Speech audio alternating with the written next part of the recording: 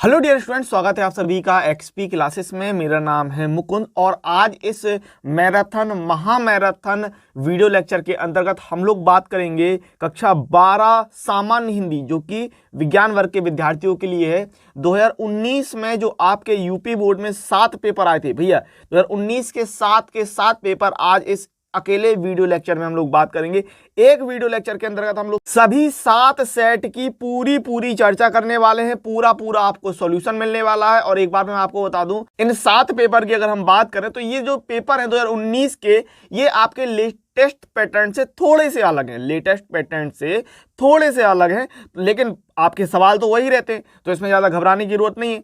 थोड़ा सा इनका पैटर्न अलग रहेगा, एक क्वेश्चन ज्यादा रहता है। अभी आपके हाल फिलहाल में कितने 14 क्वेश्चन आते हैं, इस वाले पेपर में आपको 15 क्वेश्चन देखने के लिए मिलेंगे, लेकिन सवाल आपके वही हैं जो आपके हमेशा आते हैं। तो इस तरीके से आप देखेंगे, यहां पर आपके पास है सेट नंबर 1 और कोड है हमारा 302 CS। फिर 2019 का सेट नंबर हम लोग 2 देखेंगे, सेट नंबर 2 जो है 302 CT। 2019 का सेट नंबर 3 की अगर हम बात करें तो ये है आपका 302 CU। इसी तरह हम 2019 का सेट नंबर 4 302 CV को भी पूरी तरीके से सॉल्व करेंगे। इसी क्रम में हम लोग 2019 का सेट नंबर 5 302 CW देखेंगे, और फिर 2019 का सेट नंबर जो 6 आया है आपका 302 CX करके, उसको कंप्लीट सॉल्व करेंगे। और इस प्रकार से हम लोग 2019 का जो आपका 7वां सेट रहेगा 302 CY करके, ये 7 के 7 पेपर आपको इसी एक वीडियो लेक्चर में देखने के लिए मिलने वाले हैं। तो बेहतरीन तरीके से पूरे वीडियो को आप देख लीजिएगा, समझ लीजिएगा, कंप्लीट सॉल्यूशन रहने वाला है। जो जरूरी चीजें हैं उसको आप बढ़िया तरीके से नोट डाउन कर लीजिएगा। और यदि आपको PDF चाहिए, सभी की आपको PDF चाहिए, तो आप मुझे इस नंबर पर मैसेज कर सकते हैं 6393666619 पर। अगर आप मुझे मैसेज करते हैं तो आपको 2019 के, 2020 के और 2022 के 21 सॉल्व पेपर मिल जाएंगे PDF के रूप में, जो आपके बोर्ड एग्जाम के लिए बहुत ज्यादा यूजफुल साबित हो सकते हैं। इन सभी PDF की जो आपकी फीस लगने वाली है वो मात्र 99 रुपए है। तो ज्यादा देर ना लगाइए, मात्र 99 रुपए की फीस लगेगी और आपको सभी 21 पेपर, भैया 21 पेपर की PDF बेहतरीन शानदार तरीके से मिल जाएगी। ना सिर्फ हिंदी की, English, math, chemistry, biology, physics, सभी सब्जेक्ट की आपको PDF मात्र 99 रुपए में प्राप्त हो जाएगी। तो ज्यादा देर ना लगाते हुए हम लोग 2019 का पहला सेट देख लेते हैं। तो हम लोग बढ़ जाते हैं 2019 का जो आपका पहला सेट है, यहां पर हम शुरुआत करने वाले हैं सेट नंबर 1 302 CS की, और खंड का से शुरुआत करेंगे। नोट आपके अगर निर्देश की बात करूं वही है, आपको 3 घंटे में पेपर करना है। आपको सभी क्वेश्चन अनिवार्य हैं, 2 सेक्शन रहेंगे, खंड का और खंड खा। मैं फिर से बता दूं, 2019 में जो पेपर आता था वहां पर 15 क्वेश्चन आते थे। अभी हाल फिलहाल में आपके जो है 14 क्वेश्चन आने वाले हैं, लेकिन सवाल का तरीका और वो जो है सब कुछ एक सही रहता है, तो घबराने की जरूरत नहीं है। हम लोग पूरा तरीके से इन सभी पेपर को 7 के 7 सेट को सॉल्व करने वाले हैं। तो खंड का की बात कर लेते हैं। आपसे पहला क्वेश्चन कह रहा है कि कल्पलता निबंध संग्रह है। इसमें से अगर हम बात करें तो कोई भी आंसर सही नहीं है, क्योंकि ये आंसर है कल्पलता निबंध संग्रह किसका है, हजारी प्रसाद द्विवेदी जी का है। तो यहाँ आप देख लें, ये चारों ऑप्शन ही गलत है। ठीक है, अगर आपके पास कभी इस तरीके की स्थिति आ जाती है और आपको पता है कि ऑप्शन गलत है, तो आप क्या कीजिएगा, जो आंसर आपको पता है सही वो लिख दीजिएगा और कैप्शन में लिख दीजिएगा बगल में कि दिए हुए चारों ही विकल्प गलत है। तो उम्मीद तो यही रहती है कि एरर कम हो पेपर में, जो गलतियां हो पेपर में वो ना आए, आपके लिए अच्छा रहेगा। बाकी का अगर आपको पता है कि जो ऑप्शन चारों अगर ऑप्शन गलत है, ध्यान रखिएगा, पेपर के लिए मैं बता दूं कि अगर आपको लगता है कि चारों की चारों ऑप्शन गलत है, तो इस स्थिति में आप सही उत्तर लिख के आइएगा अपनी तरफ से और कह दीजिएगा कि दिए हुए पेपर में चारों ऑप्शन गलत है। तो थोड़ा, चूंकि पेपर तो एग्जामिनर चेक करेगा तो उसको पता रहेगा, तो इस हिसाब से आप कर सकते हैं। अब यहाँ पर आप देख लीजिए, लिखा है कि कल्पलता डॉक्टर हजारी प्रसाद द्विवेदी का निबंध संग्रह है, जबकि ठिठुरता हुआ गणतंत्र हरिशंकर परसाई का, और मातृभूमि वासुदेव अग्रवाल का निबंध है। प्रोफेसर जी सुंदर रेड्डी की रचना मेरे विचार तथा कन्हैया लाल मिश्र प्रभाकर की रचना धरती के फूल है। तो ये भी आप ध्यान रखिएगा। फिर अगला आपसे पूछ रहा है कि कन्हैया लाल मिश्र प्रभाकर की बाजे पायलिया के घुंघरू किस विधा की रचना है। तो ये एक ललित निबंध है भैया मेरे, कैसा है, ललित निबंध। तो यहाँ आप देख पाएंगे कि कन्हैया लाल मिश्र प्रभाकर की रचना बाजे पायलिया के घुंघरू एक ललित निबंध है। इनकी अन्य कृतियां आप ध्यान रख सकते हैं कन्हैया लाल मिश्र प्रभाकर की कि दीप जले शंख बजे संस्मरण है, ये माटी हो गई सोना एक रेखा चित्र है, और धरती के फूल जो है वो लघु कथा है। फिर अगला आपसे क्वेश्चन कह रहा है कि निम्न में से कौन हजारी प्रसाद द्विवेदी का उपन्यास नहीं है। तो ये है तट की खोज। तो यहाँ आप देख पाएंगे कि जो तट की खोज है वो हजारी प्रसाद द्विवेदी की रचना नहीं है। किसकी रचना है? हरिशंकर परसाई जी की रचना है। और ध्यान रखिएगा हरिशंकर परसाई की कुछ और रचनाएं आप ध्यान रख सकते हैं। एक तो रानी नागफनी की कहानी हरिशंकर परसाई की रचना है। ज्वाला और जल, भैया याद ये रखिएगा, ज्वाला और जल हरिशंकर परसाई की रचना है। इसके अलावा हजारी प्रसाद द्विवेदी की रचना है, आप ध्यान रखिए। बाण भट्ट की आत्मकथा बहुत ही ज्यादा फेमस है, बहुत कई बार पूछा जाता है ये क्वेश्चन। बाण भट्ट की आत्मकथा हजारी प्रसाद द्विवेदी जी, ठीक है ना। चारूचंद्र लेख, पुनर्नवा और अनाम दास का पोथा बहुत ही ज्यादा फेमस रचनाओं में से एक है जो कि बार बार पूछी ही जाती है, ठीक है ना। तो चारूचंद्र लेख, पुनर्नवा और अनाम दास का पोथा हजारी प्रसाद द्विवेदी की रचनाएं हैं, जबकि तट की खोज जो है वो हरिशंकर परसाई जी की रचना है। फिर अगला क्वेश्चन आपसे पूछ रहा है कि निम्न में से मेरे विचार कृति के लेखक कौन है? तो मेरे विचार कृति के लेखक है प्रोफेसर जी सुंदर रेड्डी जी। तो यहाँ पर आप देख पाएंगे कि मेरे विचार प्रोफेसर जी सुंदर रेड्डी की रचना है। इनकी अन्य रचनाएं आप ध्यान रखिए, साहित्य और समाज, वैचारिकी, शोध और बोध। अज्ञे को उनकी रचना कितनी नावों में कितनी बार पर 1978 में ज्ञानपीठ पुरस्कार मिला था? बहुत ही इंपॉर्टेंट चीजें ध्यान रखिएगा कि आपसे पूछ सकता है कि अज्ञे को किस रचना पर ज्ञानपीठ पुरस्कार मिला, तो कितनी नावों पर कितनी बार, ध्यान रखिएगा। फिर आगे आपसे पूछ रहा है, पहले क्वेश्चन के अंतर्गत 5 क्वेश्चन मिलेंगे आपको। तो पहले क्वेश्चन का अंगा नंबर आपसे पूछ रहा है कि निम्नलिखित में से हरिशंकर परसाई की रचना है, कौन सी रचना है? तब आप बता रहे हैं कि तब की बात और थी। कौन सा आंसर सही हो जाएगा? सी नंबर, तब की बात और थी हरिशंकर परसाई जी की रचना है। आगे यहाँ पर आप देख लीजिए, सभी जो रचनाएं थी आप यहाँ पर देख पाएंगे कि कौन किसकी बात है। हरिशंकर परसाई की रचना है तब की बात और थी। सन्नाटा किसकी है? भवानी प्रसाद मिश्र की।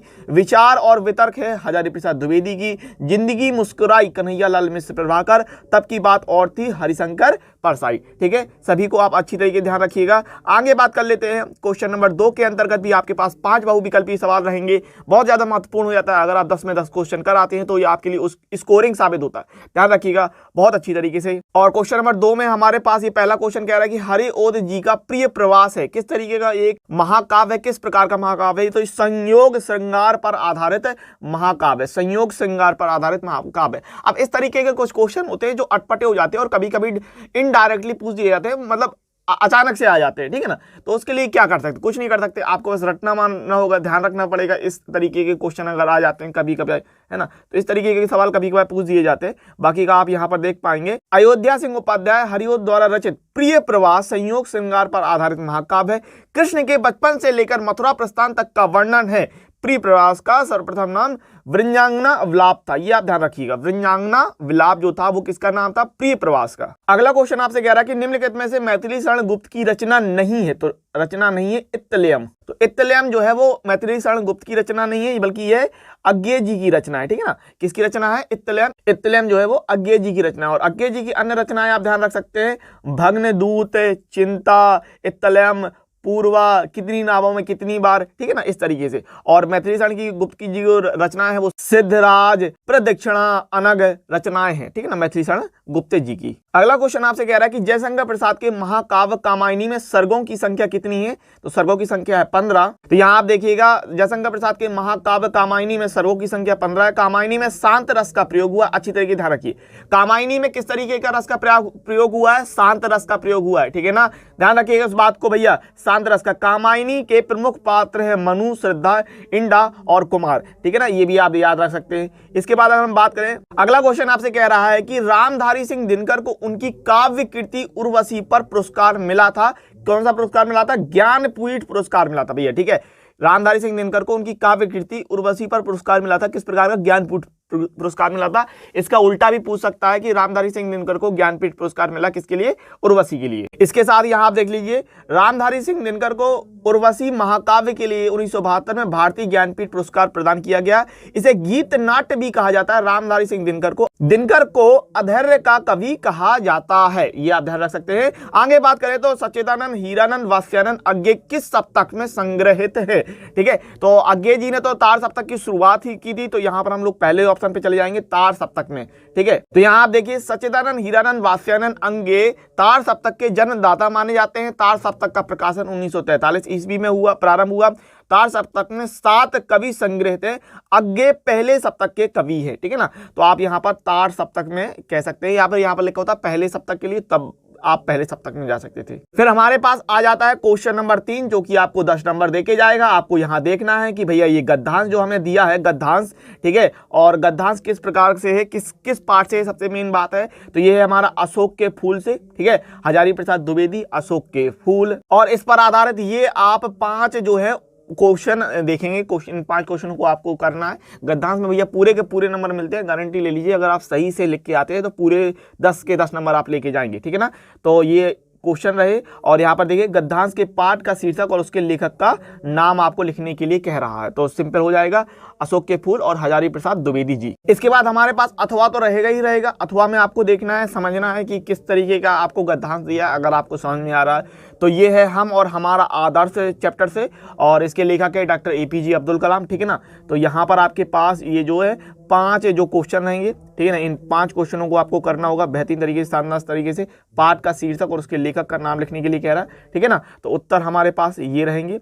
और न्यूनतम का मतलब होता है सबसे कम, अनंत का मतलब होता है जिसका कोई अंत ना हो, है ना। और यहाँ पर आप देख पाएंगे कि पाठ का शीर्षक है हम और हमारा आदर्श, लेखक का नाम है डॉक्टर APJ अब्दुल कलाम। फिर हमारे पास क्वेश्चन नंबर 4 आ जाता है, जो कि आपके पद्यांश पर रहेगा। ये भी 10 नंबर का सवाल रहेगा। देख लीजिए ये कहाँ पर, इस धराशाही जग का क्रम शाश्वत, इस जीवन का उद्गम शाश्वत है गति, शाश्वत संगम, ठीक है। ये कहाँ से लिया गया, ये भैया नौका विहार से लिया गया, सुमित्रानंद पंत जिसके कवि हैं, ठीक है। तो आप इसको देख लीजिएगा। और यहाँ पर एक बात ध्यान रखिएगा, ये रेखांकित भाग का दिया ना, इसको आपको करने के लिए अर्थ रहेगा। यहाँ पर देखेंगे तो ये आपके क्वेश्चन आंसर दे दिए, 1 2 3 4 और ये 5 करके।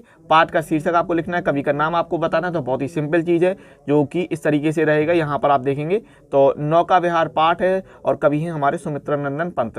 फिर हमारी जिंदगी में ये आपके लिए अथवा रहेगा ही रहेगा, पद्यांश में भी। और 2 आपको देखना है, जो भी आपको सही लगे, उचित लगे, वो आपको करना है, ठीक है। इसके अलावा आप ये ध्यान रखिएगा कि जो भी आप चैप्टर में पद्यांश यहाँ पर आप देख रहे हैं पेपर के अंतर्गत, उन पेपर के अंतर्गत के अगर आप पद्यांश कर भी ले जाते तो उतना ही पर्याप्त रहेगा, ठीक है ना। आप कहेंगे सर इंपोर्टेंट पद्यांश बता दो, इंपोर्टेंट गद्यांश बता दो, तो कहाँ से आएंगे। मैं जो 21 पेपर दे रहा हूं आपको, बस इसमें से अगर आप गद्यांश पद्यांश करके चले जाते हैं ना तो पर्याप्त रहेगा, ठीक है। तो ये अथवा में जो दिया है आपको पता भी नहीं चल रहा होगा, ये आपका उर्वशी से है, रामधारी सिंह दिनकर का। और उर्वशी वाला जो पार्ट है वो आपको बिल्कुल नहीं पढ़ना भैया, उर्वशी वाला पार्ट आपको बिल्कुल नहीं पढ़ना है। तो इसकी तरफ हमको देखना भी नहीं है, ठीक है, और इसको हम बिल्कुल निगलेक्ट कर देंगे। फिर हम आते हैं यहाँ पर, आप देखेंगे अब यहाँ पर जो 2019 में था क्या है, अभी आपके पास जो साहित्यिक परिचय आएगा वो 5 नंबर का आएगा, लेकिन 2019 में साहित्यिक परिचय आता था 4 नंबर का, ठीक है ना।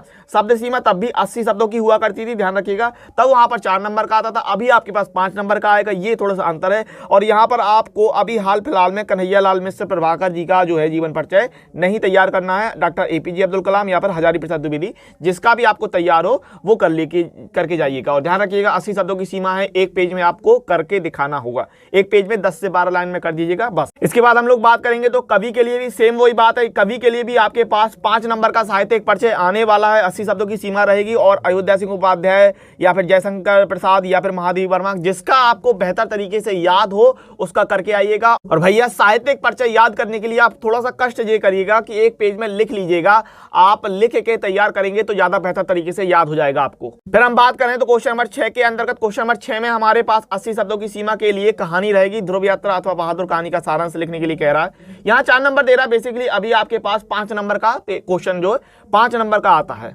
कहानी के अंतर्गत जो भी क्वेश्चन आपको आएगा वो 5 नंबर का क्वेश्चन आएगा, ठीक है। तो यहाँ 4 नंबर नहीं है, 5 नंबर का आएगा। अब तो 5 नंबर का जो आपको खंडकाव्य करने के लिए आएगा वो आपके जिले से आधारित रहेगा। आपको अपने जिले में खंडकाव्य कौन सा है ये आपको पता रखना है, 5 नंबर का आएगा, ध्यान रखिएगा। 2019 में 4 नंबर का आता था, मतलब यहाँ पर क्या था कि आपके पास खंड 100 पठित नाटक रहता था और 100 पठित खंडकाव्य रहता था। अब सिर्फ एक आपका खंडकाव्य, नाटक हटा दिया गया सिलेबस से पूरी तरीके से।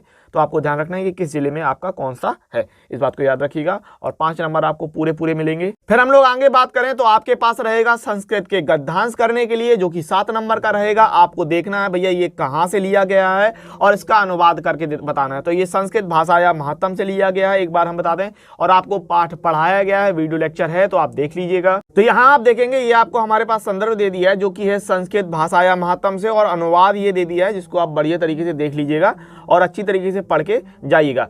आगे अगर हम बात करें तो हमारे पास ऑप्शन रहेगा अथवा 8वां में। और ये आप देखिए, ये आपको समझना है ये कहां से लिया गया भैया, ये किस पार्ट से लिया गया है, तो आत्मज्ञ एवं सर्वज्ञ से लिया गया है। कहां से लिया गया है, आत्मज्ञ एवं सर्वज्ञ से लिया गया है। और यहां पर आप देख लीजिए संदर्भ करने के लिए है और अनुवाद करने के लिए आत्मज्ञ एवं सर्वज्ञ से, और अनुवाद आपके पास ये रहा भैया, ठीक है। तो इस तरीके से आप बेहतरीन तरीके से आप कर लीजिएगा, पूरे पूरे आपको 14 नंबर मिलेंगे। फिर आगे हम बात करें श्लोक की, तो हमारे पास पद्यांश या फिर आप इसको श्लोक बोलते हैं, ठीक है। तो 7 नंबर यहां से रहने वाले हैं। तो आपको ये देखना भैया ये कहां से लिया गया, बहुत ही इंपॉर्टेंट है, बढ़िया तरीके से इसको तैयार कर लेना। ये आपका सुभाषित रत्नानी से लिया गया है, ठीक है ना, सुभाषित रत्नानी से लिया गया, बहुत ही आसान है, इसको आप तैयार कर लीजिएगा, बहुत ही इंपॉर्टेंट है भैया। ये वाला आपका श्लोक बहुत ही ज्यादा इंपॉर्टेंट है, इस श्लोक को मत छोड़िएगा, बेहतरीन तरीके से तैयार करके जाइएगा, है ना। फिर आगे अगर हम बात करें तो अथवा में आपको दिया, ये कहां से दिया, महामना मालवीय पाठ से दिया गया, महामना मालवीय पाठ से दिया गया। इसको सबसे पहले आपको ये चेक कर लेना किस पाठ से दिया है और उसका बेहतरीन तरीके से आप अनुवाद करके जाइएगा, ठीक है। तो यहां आप देख पाएंगे कि ये जो है वो महामना मालवीय पाठ से लिया गया और अनुवाद आप इसका इस तरीके से देख पाएंगे, ठीक है ना, ये आप तैयार कर लीजिएगा। फिर आगे बात करें तो आपके पास मुहावरे रहेंगे, ईद का चांद होना, नाक कटना, का वर्षा जब किसी सुखाने, गंगा गए गंगादास, जमुना गए जमुनादास। 2 नंबर का रहेगा, आपको एक करना है, ध्यान रखिएगा, 4 में से एक करना है और एक आपको रहेगा अर्थ के लिए 1 नंबर और 1 रहेगा आपको वाक्य प्रयोग करने के लिए 1 नंबर, ठीक है ना। तो इस तरीके से आप देख लीजिएगा। ईद का चांद होना, बहुत दिनों के बाद दिखाई देना। फिर नाक कटना, इज्जत जाना, ठीक है। और का वर्षा जब किसी सुखाने, दुख करके कोई फायदा नहीं है, ठीक है ना। उसी प्रकार आपसे कहेंगे कि टेंशन लेने से क्या फायदा, है ना। टेंशन, आपको बहुत ज्यादा प्रेशर आ रहा होगा, टेंशन होता है कि सर पेपर आ रहे हैं, क्या करें क्या ना करें, तो टेंशन लेने के क्या मिल जाएगा, वही बात है, ठीक है, दुख करके कोई फायदा नहीं। और गंगा गए गंगादास, जमुना गए जमुनादास, अपने स्वार्थ के लिए, ठीक है, अपने स्वार्थ के लिए, अपने स्वार्थ से मतलब होता है बस। आगे हम बात करें तो यहाँ पर आप संधि विच्छेद देख पा रहे हैं और आपको दिया है कविश्वर, ठीक है ना। कविश्वर का संधि विच्छेद आपको बताना है, तो बहुत ही सिंपल है, आप बता देंगे कवि प्लस ईश्वर यानी कविश्वर, ठीक है। यहाँ आप देख लीजिए कवि प्लस ईश्वर, ठीक है ना, कौन सा हो जाएगा, कवि प्लस ईश्वर। फिर महोत्सव का संधि विच्छेद है, कौन सा हो जाएगा भाई महोत्सव का, तो ये हो जाएगा महा प्लस उत्सव, ठीक है ना, महोत्सव महा प्लस उत्सव, बहुत ही आसान। फिर आपसे पूछ रहा है कि पित्रादेश का सही संधि विच्छेद बताइए, तो पितृ प्लस आदेश, कौन सा हो जाएगा, पितृ प्लस आदेश। फिर आगे अगर हम बात करें तो भैया ध्यान रखिए, विभक्ति आपको सिर्फ 2 ही तैयार करनी है, आत्मन और नामन, बस 2 तैयार करनी है। तो ये सब आपको नहीं तैयार करना, ये जगती वाला नहीं आना है आपके में, आपके सिलेबस में जगती नहीं आएगा, ये यस नहीं आना, तो इससे कोई आपको मतलब नहीं है, ठीक है। फिर आगे आपसे कहेगा कि भाई शब्द युग में अंतर बताने के लिए बात करता है, किसमें, शब्द युग में अंतर बताने के लिए बात करता है। साला और साला, सप्त और सप्त, लक्ष्य लक्ष्य, अनिल अनल, व्यंग व्यंग, क्या होगा अंतर, किसी एक का, किन्हीं 2 शब्दों का आपको युग में अंतर लिखना है, ठीक है ना। अभी जो है वो आपके विकल्प के रूप में आ रहा है, पहले आपको सीधे लिखने के लिए आता था, तो अभी विकल्प के रूप में आ रहा है, तो बहुत आसान है, आपको विकल्प छांटने के लिए रहेगा, 2 नंबर आपको यहां से मिल जाएंगे। तो ये आपका बहुत ही ज्यादा इंपॉर्टेंट है, ध्यान रखिएगा। साला का मतलब क्या होता है, पत्नी का भाई, और साला का मतलब होता है घर। सप्त का मतलब होता है 7 और सप्त का मतलब होता है डूबा हुआ। लक्ष्य का मतलब होता है लाख और लक्ष्य का मतलब होता है उद्देश्य। अनिल का मतलब होता है वायु और अनल का मतलब होता है आग। व्यंग का मतलब होता है कटाक्ष और व्यंग का मतलब होता है तीक्ष्ण, ठीक है ना। तो ये आप ध्यान रखिएगा बढ़िया तरीके से। अभी आपके पास कैसा पैटर्न है, ऑप्शन वाला पैटर्न है ना, तो वो थोड़ा सा आसान और हो जाता है। फिर आपके पास रहेगा कि किसी एक शब्द के 2 अलग अलग अर्थ लिखिए, ठीक है ना, किसी एक शब्द के, कनक के या फिर कर के या फिर द्विज के, ठीक है ना। तो यहां आप देख पाएंगे कनक का मतलब क्या भाई, कनक का मतलब सोना या फिर धतूरा। कर का मतलब क्या, कर का मतलब हाथ शुल्क। द्विज का मतलब क्या, द्विज का मतलब ब्राह्मण और पंक्षी। फिर यहां पर है आपके वाक्यांश के लिए एक शब्द, किसके लिए, वाक्यांश के लिए एक शब्द। पहले क्या था कि पहले आपको 5 दे देगा, 5 में से आप 2 करके बता दो, विकल्प नहीं देता था। अभी आपके पास ये साधन है कि भाई विकल्प दे देगा, वाक्यांश के लिए विकल्प दे देगा, बहुत ही आसान चीज हो जाएगी।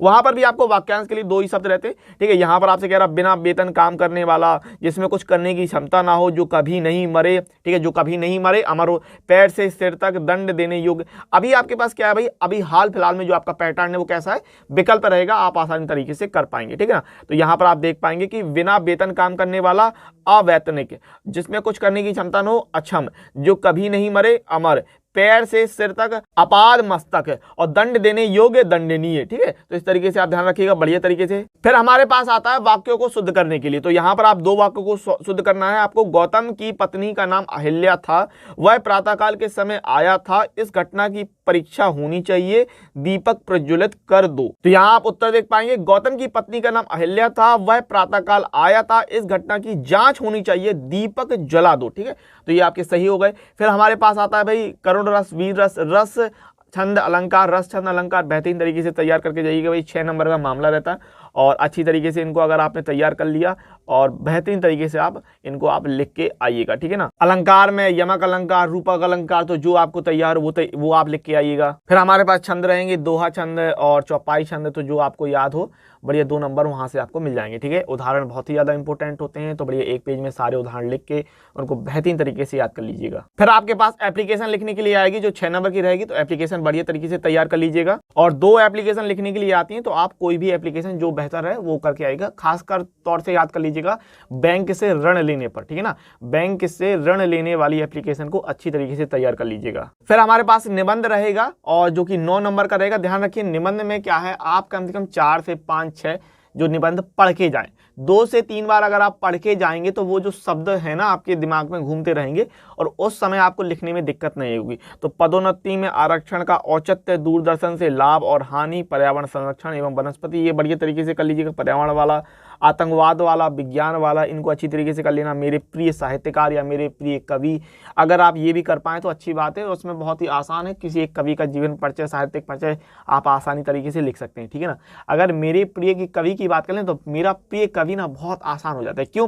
क्योंकि आपको साहित्यिक परिचय, जीवन परिचय पहले से तैयार है, आप उसमें थोड़ा सा ऐड ऑन करेंगे, अपनी तरफ से बताएंगे और आप लिख देंगे आराम से। ठीक है, लेकिन फिर आपको निबंध में उसमें पूरी जानकारी होनी चाहिए। ठीक है, तो मेरे प्रिय कवि भी देख सकते हैं, आतंकवाद देख सकते हैं, पर्यावरण देख सकते हैं, बेरोजगार देख सकते हैं, प्रदूषण वाला मामला आप लोग देख लीजिएगा, विज्ञान वाला आप लोग देख लीजिएगा। तो इस तरीके से आप कुछ निबंध हैं उनको आप अच्छी तरीके से देख लेंगे तो उसी में से आपका हो जाएगा। तो 2019 के सेट नंबर हम लोग 2 की बात कर लेते हैं, 302 सीटी। तो आपकी शुरुआत करेंगे हम लोग खंडका से। और खंडका की अगर हम बात कर लें तो बाण भट्ट की आत्मकथा के लेखक आपसे पूछ रहा है कि बाण भट्ट की आत्मकथा के लेखक कौन है, तो बहुत ही आसान सा आंसर है हजारी प्रसाद द्विवेदी जी। तो यहाँ आप देखिए बाण भट्ट की आत्मकथा उपन्यास के लेखक हजारी प्रसाद द्विवेदी हैं। पुनर्नवा, अनाम दास का पोथा, चारु चंद्रलेख आदि इनके अन्य ग्रंथ हैं। तो ये भी आप बढ़िया तरीके से ध्यान रखिएगा। फिर अगला आपसे पूछ रहा है कि शिक्षा का उद्देश्य निबंध के लेखक कौन है, तो शिक्षा का उद्देश्य निबंध के लेखक है हमारे संपूर्णानंद जी। यहाँ देखिए शिक्षा का उद्देश्य निबंध के लेखक डॉक्टर संपूर्णानंद जी हैं। भारतेंदु हरिश्चंद्र ने कालचक्र नामक निबंध लिखा है। अगला क्वेश्चन आपसे पूछ रहा है कि कवि वचन सुधा पत्रिका के संपादक रहे हैं, तो कौन है आंसर, भारतेंदु हरिश्चंद्र जी। तो यहाँ आपको दिया है कि कवि वचन सुधा पत्रिका के संपादक भारतेंदु हरिश्चंद्र रहे हैं। यह पत्रिका 1867 ईस्वी में काशी से प्रकाशित होती थी। आप ये भी ध्यान रख सकते हैं कि जो कवि वचन सुधा है वो कहाँ से प्रकाशित हुई है, काशी से। ठीक है, अगला आपसे पूछ रहा है कि चंद्रगुप्त नाटक के लेखक हैं, तो बहुत ही आसान है, जयशंकर प्रसाद। तो यहाँ आप देख पाएंगे कि चंद्रगुप्त नाटक के लेखक जयशंकर प्रसाद हैं। इस नाटक में ऐतिहासिक घटना नंद वंश का नाश हुआ है तथा चंद्रगुप्त मौर्य की प्रतिष्ठा स्थापित हुई। इस बारे में ये जो वो नाटक है वो चंद्रगुप्त मौर्य इस बारे में है। अगला आपसे क्वेश्चन कह रहा है कि रानी केतकी की कहानी के लेखक है, तो बहुत ही आसान है, इंसा अल्लाह खां। यहाँ आप देख पाइए रानी केतकी की कहानी के लेखक इंसा अल्लाह खां हैं। इनकी अन्य रचनाएं आप ध्यान रख सकते हैं, उदय भान चरित्र, दीवाने फारसी, मसनवी, शिकारनामा। तो इस तरीके से क्वेश्चन नंबर 1 के अंतर्गत आपके पास 5 सवाल रहेंगे, 5 बहुविकल्पी सवाल। फिर क्वेश्चन नंबर 2 के अंतर्गत भी आपके पास 5 बहुविकल्पी सवाल रहेंगे। तो विनय पत्रिका के रचनाकार कौन है, बहुत ही आसान है, सबको पता है, तुलसीदास जी। तो यहाँ आप देख पाएंगे कि विनय पत्रिका के रचनाकार तुलसीदास जी हैं और विनय पत्रिका की जो रचना है वो ब्रज भाषा में हुई है, ये ध्यान रखिएगा। यह एक गीति काव्य है। ठीक है ना, कामायनी किस युग की रचना है, तो बहुत ही आसान है, छायावादी युग की जो रचना है वो जो कामायनी है वो छायावादी युग की रचना है। क्योंकि जो जयशंकर प्रसाद है वो छायावादी युग के लेखक हैं, तो कामायनी छायावादी युग की रचना है। कामायनी को शांति प्रिय द्विवेदी ने छायावाद का उपनिषद कहा है। कामायनी के लेखक जयशंकर प्रसाद हैं। यह हिंदी भाषा का एक महाकाव्य है। आगे आपसे पूछ रहा है कि निम्नलिखित में छायावादोत्तर काल के कवि हैं, तो छायावादोत्तर काल के कवि कौन है भाई, शिवमंगल सिंह सुमन जो है वो छायावादोत्तर काल के कवि हैं। यहाँ आप देख लीजिए छायावादोत्तर काल के कवि शिवमंगल सिंह सुमन है। वहीं पर अगर हम बात करें मैथिली शरण गुप्त, राम नरेश त्रिपाठी, ये द्विवेदी युग के हैं। और जो हमारे भारतेंदु हरिश्चंद्र जी हैं वो भारतेंदु युग के कवि हैं। तो आगे पूछ रहा है आपसे कि हिंदी साहित्य में किस काल को श्रृंगार काल कहा जाता है? तो आंसर बहुत ही आसान है, रीति काल को श्रृंगार काल कहा जाता है। यहाँ देखिए हिंदी साहित्य में रीति काल को श्रृंगार काल कहा जाता है। आचार्य विश्वनाथ प्रसाद मिश्र ने रीति काल को श्रृंगार काल कहा है। अगला आपसे कह रहा है कि मोहन राकेश रचनाकार है। मोहन राकेश किस युग के रचनाकार हैं? तो शुक्ल योत्तर युग के जो रचनाकार हैं मोहन राकेश जी। यहाँ देख लीजिए मोहन राकेश जी की जो रचना है आषाढ़ का एक दिन, लहरों के राजहंस, आधे अधूरे, बहुत ही ज़्यादा फेमस हैं। फिर हम बात करते हैं जो हमारे पास गद्यांश आता है 10 नंबर के लिए आता है। आपको पहचानना है कि ये किस पार्ट से लिया गया है। बहुत ही आसान है, अगर आप इसमें देखेंगे तो राष्ट्र के स्वरूप से लिया गया है। डॉक्टर वासुदेव शरण अग्रवाल इसके लेखक हैं और इस तरीके से ये आपके पास पूरा पैराग्राफ रहेगा और ये आपके रेखांकित भाग हैं, इसको आपको आंसर देना होगा। ठीक है, तो यहाँ पर आपसे क्वेश्चन 4 1 2 3 4 5 ये पूछ दिए हैं। पाठ का शीर्षक तथा लेखक का नाम आपसे लिखने के लिए कह रहा है। ठीक है, तो उत्तर आपके पास ये रहे और यहाँ आप देखेंगे कि यह जो है प्रस्तुत पद्यांश डॉक्टर वासुदेव शरण अग्रवाल द्वारा लिखे थे, राष्ट्र के स्वरूप नामक निबंध से उद्धृत है। और फिर हमारे पास अथवा तो रहेगा ही रहेगा, जिसको आपको देखना है, अथवा आपको समझना है कि किस पार्ट से लिया गया है। तो अगर आप देखेंगे तो ये हमारा डॉक्टर एपीजे अब्दुल कलाम का हम और हमारा आदर्श से लिया गया है, जिसके लिए आपके पास 5 ये प्रश्न रहेंगे, 5 प्रश्न रहेंगे। पाठ का शीर्षक और लेखक का नाम लिखने के लिए आपसे कह रहा है। तो यहाँ आप देखेंगे डॉक्टर एपीजे अब्दुल कलाम जी जो इसके लेखक है, हम और हमारा जो आदर्श है ये इस पार्ट से लिया गया है। फिर आगे आएंगे तो हमारे पास क्वेश्चन नंबर 4 के अंतर्गत पद्यांश दिया रहेगा जो कि 10 नंबर का रहेगा। भैया पूरे नंबर मिलते हैं, ध्यान रखिएगा। सबसे पहले पढ़ लेना है आपको और समझना है कहाँ से दिया गया है। पवन दूत का शानदार तरीके से आपको समझाया गया है। पवन दूत का पढ़ लीजिएगा, वीडियो लेक्चर है आपके पास, बस आपको सर्च कर लेना है पवन दूत का एक्सपी क्लासेस, वीडियो आपको मिल जाएगा। देन हमारे पास ये 5 क्वेश्चन रहेंगे और रेखांकित अंश के भावार्थ लिखना है और पाठ का शीर्षक तथा कवि का नाम आपको बताना है। ठीक है ना, तो इस तरीके से आप देख लेंगे। और यहाँ पर आप देखेंगे कि जो है वो अयोध्या सिंह उपाध्याय हरिओद के पवन दूतिका से लिया गया है। अगला आपको अथवा के रूप में दिया रहेगा पद्यांश और आपको देखना है, समझना है, पढ़ना है भैया कहाँ से लिया गया है। ठीक है ना, तो अगर मैं आपको बताऊं तो ये आपका लिया गया हिरोशिमा नाम का जो पाठ है ना आपका, उससे, और जिसके जो लेखक है वो अज्ञे जी है। हिरोशिमा पाठ से लिया गया है, अज्ञे जी इसके जो है वो लेखक है। यहाँ पर आप 5 के 5 क्वेश्चन ये देख पाएंगे। ठीक है ना, पद्यांश के पाठ और उसके रचयिता का नामोल्लेख कीजिए। तो ये देखिए प्रस्तुत पद्यांश हिरोशिमा नामक कविता से लिया गया। सच्चिदानंद हीरानंद वात्स्यानंद अज्ञे जी जो है वो इसके रचयिता है, रचनाकार हैं। फिर हमारे पास आ जाता है ये साहित्यिक परिचय लिखने के लिए लेखक का, और ध्यान रखिएगा 5 नंबर का आता है। और यहाँ पर अगर मैं बात करता हूँ तो हरिशंकर परसाई को आपको तैयार नहीं करना है, हजारी प्रसाद द्विवेदी या फिर डॉक्टर एपीजे अब्दुल कलाम, जो भी आपको तैयार हो वो आप करके आइएगा। फिर आगे आपसे कहेगा कि भाई कवि का साहित्यिक परिचय आप लिख दीजिए, जिसके लिए आपको 5 नंबर मिलने हैं। ठीक है, ध्यान रखिएगा 5 नंबर मिलेंगे। मैथिली शरण गुप्त, सुमित्रानंद पंत या फिर रामधारी सिंह दिनकर, जिनका आपको साहित्यिक परिचय तैयार हो वो आप बढ़िया तरीके से लिख के आइएगा। फिर आगे आएगा आपके पास कहानी के लिए, जिसमें आपको 5 नंबर रहेंगे और कहानी के लिए आपको 5 नंबर मिलेंगे। ठीक है ना, बेहतरीन तरीके से जो आपको कहानी के लिए तैयार हो, बहादुर, पंचलाइट, ध्रुव यात्रा जो तैयार हो वो आप करके आइएगा शानदार तरीके से। फिर आगे बढ़ेंगे तो हमारे पास आता है अगला जो खंडकाव्य के लिए आएगा। खंडकाव्य आपको 5 नंबर में पूछा जाएगा और जो भी आपको जिस जिले का आपको खंडकाव्य आता है वो तैयार करके जाइएगा बढ़िया तरीके से। जैसे कि श्रवण कुमार की बात करें तो ये हमीरपुर, महोबा यहाँ पूछा जाता है। और इस प्रकार जो आपका सेक्शन नंबर 1 होता है खंड का, वो कंप्लीट हो जाएगा। 50 नंबर आपको वहाँ से मिलेंगे। और हम लोग बात करेंगे खंड खा की। तो खंड खा में अगर हम लोग बात करते हैं तो खंड खा में सबसे शुरुआत करेंगे और संस्कृत दिग्दर्शिका के अंतर्गत जो आपका गद्यांश रहेगा, 2 गद्यांश रहते हैं जिसमें आपको 7 नंबर मिलेंगे और 2 में से आपको कोई एक करना पड़ता है। तो ये कहाँ से लिया गया? संस्कृत भाषाया महत्तम से लिया गया। ठीक है, इसको आपको पढ़ लेना है शानदार तरीके से। हर एक पार्ट का आपको वीडियो लेक्चर मिल जाएगा, आपको बस सर्च कर लेना। जैसे ये संस्कृत भाषा महत्तम, ठीक है ना, कहाँ से लिया गया है? संस्कृत दिग्दर्शिका में संस्कृत भाषाया महत्तम। तो जस्ट आपको सर्च करना है संस्कृत भाषाया महत्तम एक्सपी क्लासेस करके और आपको वीडियो लेक्चर मिल जाएगा। तो आप बढ़िया तरीके से इसका जो है अनुवाद कर पाएंगे अगर आपने अनुवाद सीखा होगा। ठीक है, फिर हमारे पास अथवा रहेगा और यहाँ पर आप ये देख पाएंगे ये गद्यांश कहाँ से लिया गया है? ये गद्यांश आपका महामना मालवीय पाठ से लिया गया है। ठीक है ना, जो कि आपको पढ़ाया गया है, तो देख लीजिएगा। महामना मालवीय नामक पाठ से उद्धृत है और इसका ये आप अनुवाद देख रहे हैं शानदार तरीके से। ठीक है, तो इस तरीके से ये रहेगा। फिर हमारे पास जाते हैं श्लोक, और श्लोक में भी आपको जो है वो 7 नंबर मिलने हैं। और ये आपका श्लोक दिया है, ये कहाँ से लिया गया आप देख पाएंगे? सुभाषित रत्नानी से लिया गया है, सुभाषित रत्नानी से। और जिसका आपको ये संदर्भ दिया है, अनुवाद दिया है। प्रसंग लिखना हो तो लिखिए, जरूरी नहीं। देखिए यहाँ पर मैं आपको बता दूं, प्रसंग लिखना बहुत ही ज़्यादा इंपॉर्टेंट नहीं है, क्यों? क्योंकि 2 नंबर आपको मिलेंगे संदर्भ के और 5 नंबर आपको मिलेंगे अनुवाद के। और फिर अगर हम बात करें अथवा में, तो ये आपको देखना है कहां से लिया गया। भैया एक बात बताते हैं, ये भोजस्व दौर्यम से लिया गया और भोजस्व दौर्यम आपको बिल्कुल भी तैयार नहीं करना है, ठीक है ना। ये आपके सिलेबस में नहीं है भोजस्व दौर्यम, तो आपको ये बिल्कुल भी नहीं देखना है। फिर आगे आपसे पूछ रहा है भाई मुहावरे और लोकोक्तियां। ध्यान रखना हमारे पास 4 मुहावरे और लोकोक्तियां होंगी, जिसमें से आपको एक करना होगा और उसमें आपको अर्थ लिखना है और वाक्य प्रयोग करना है। 2 नंबर आपको मिलेंगे।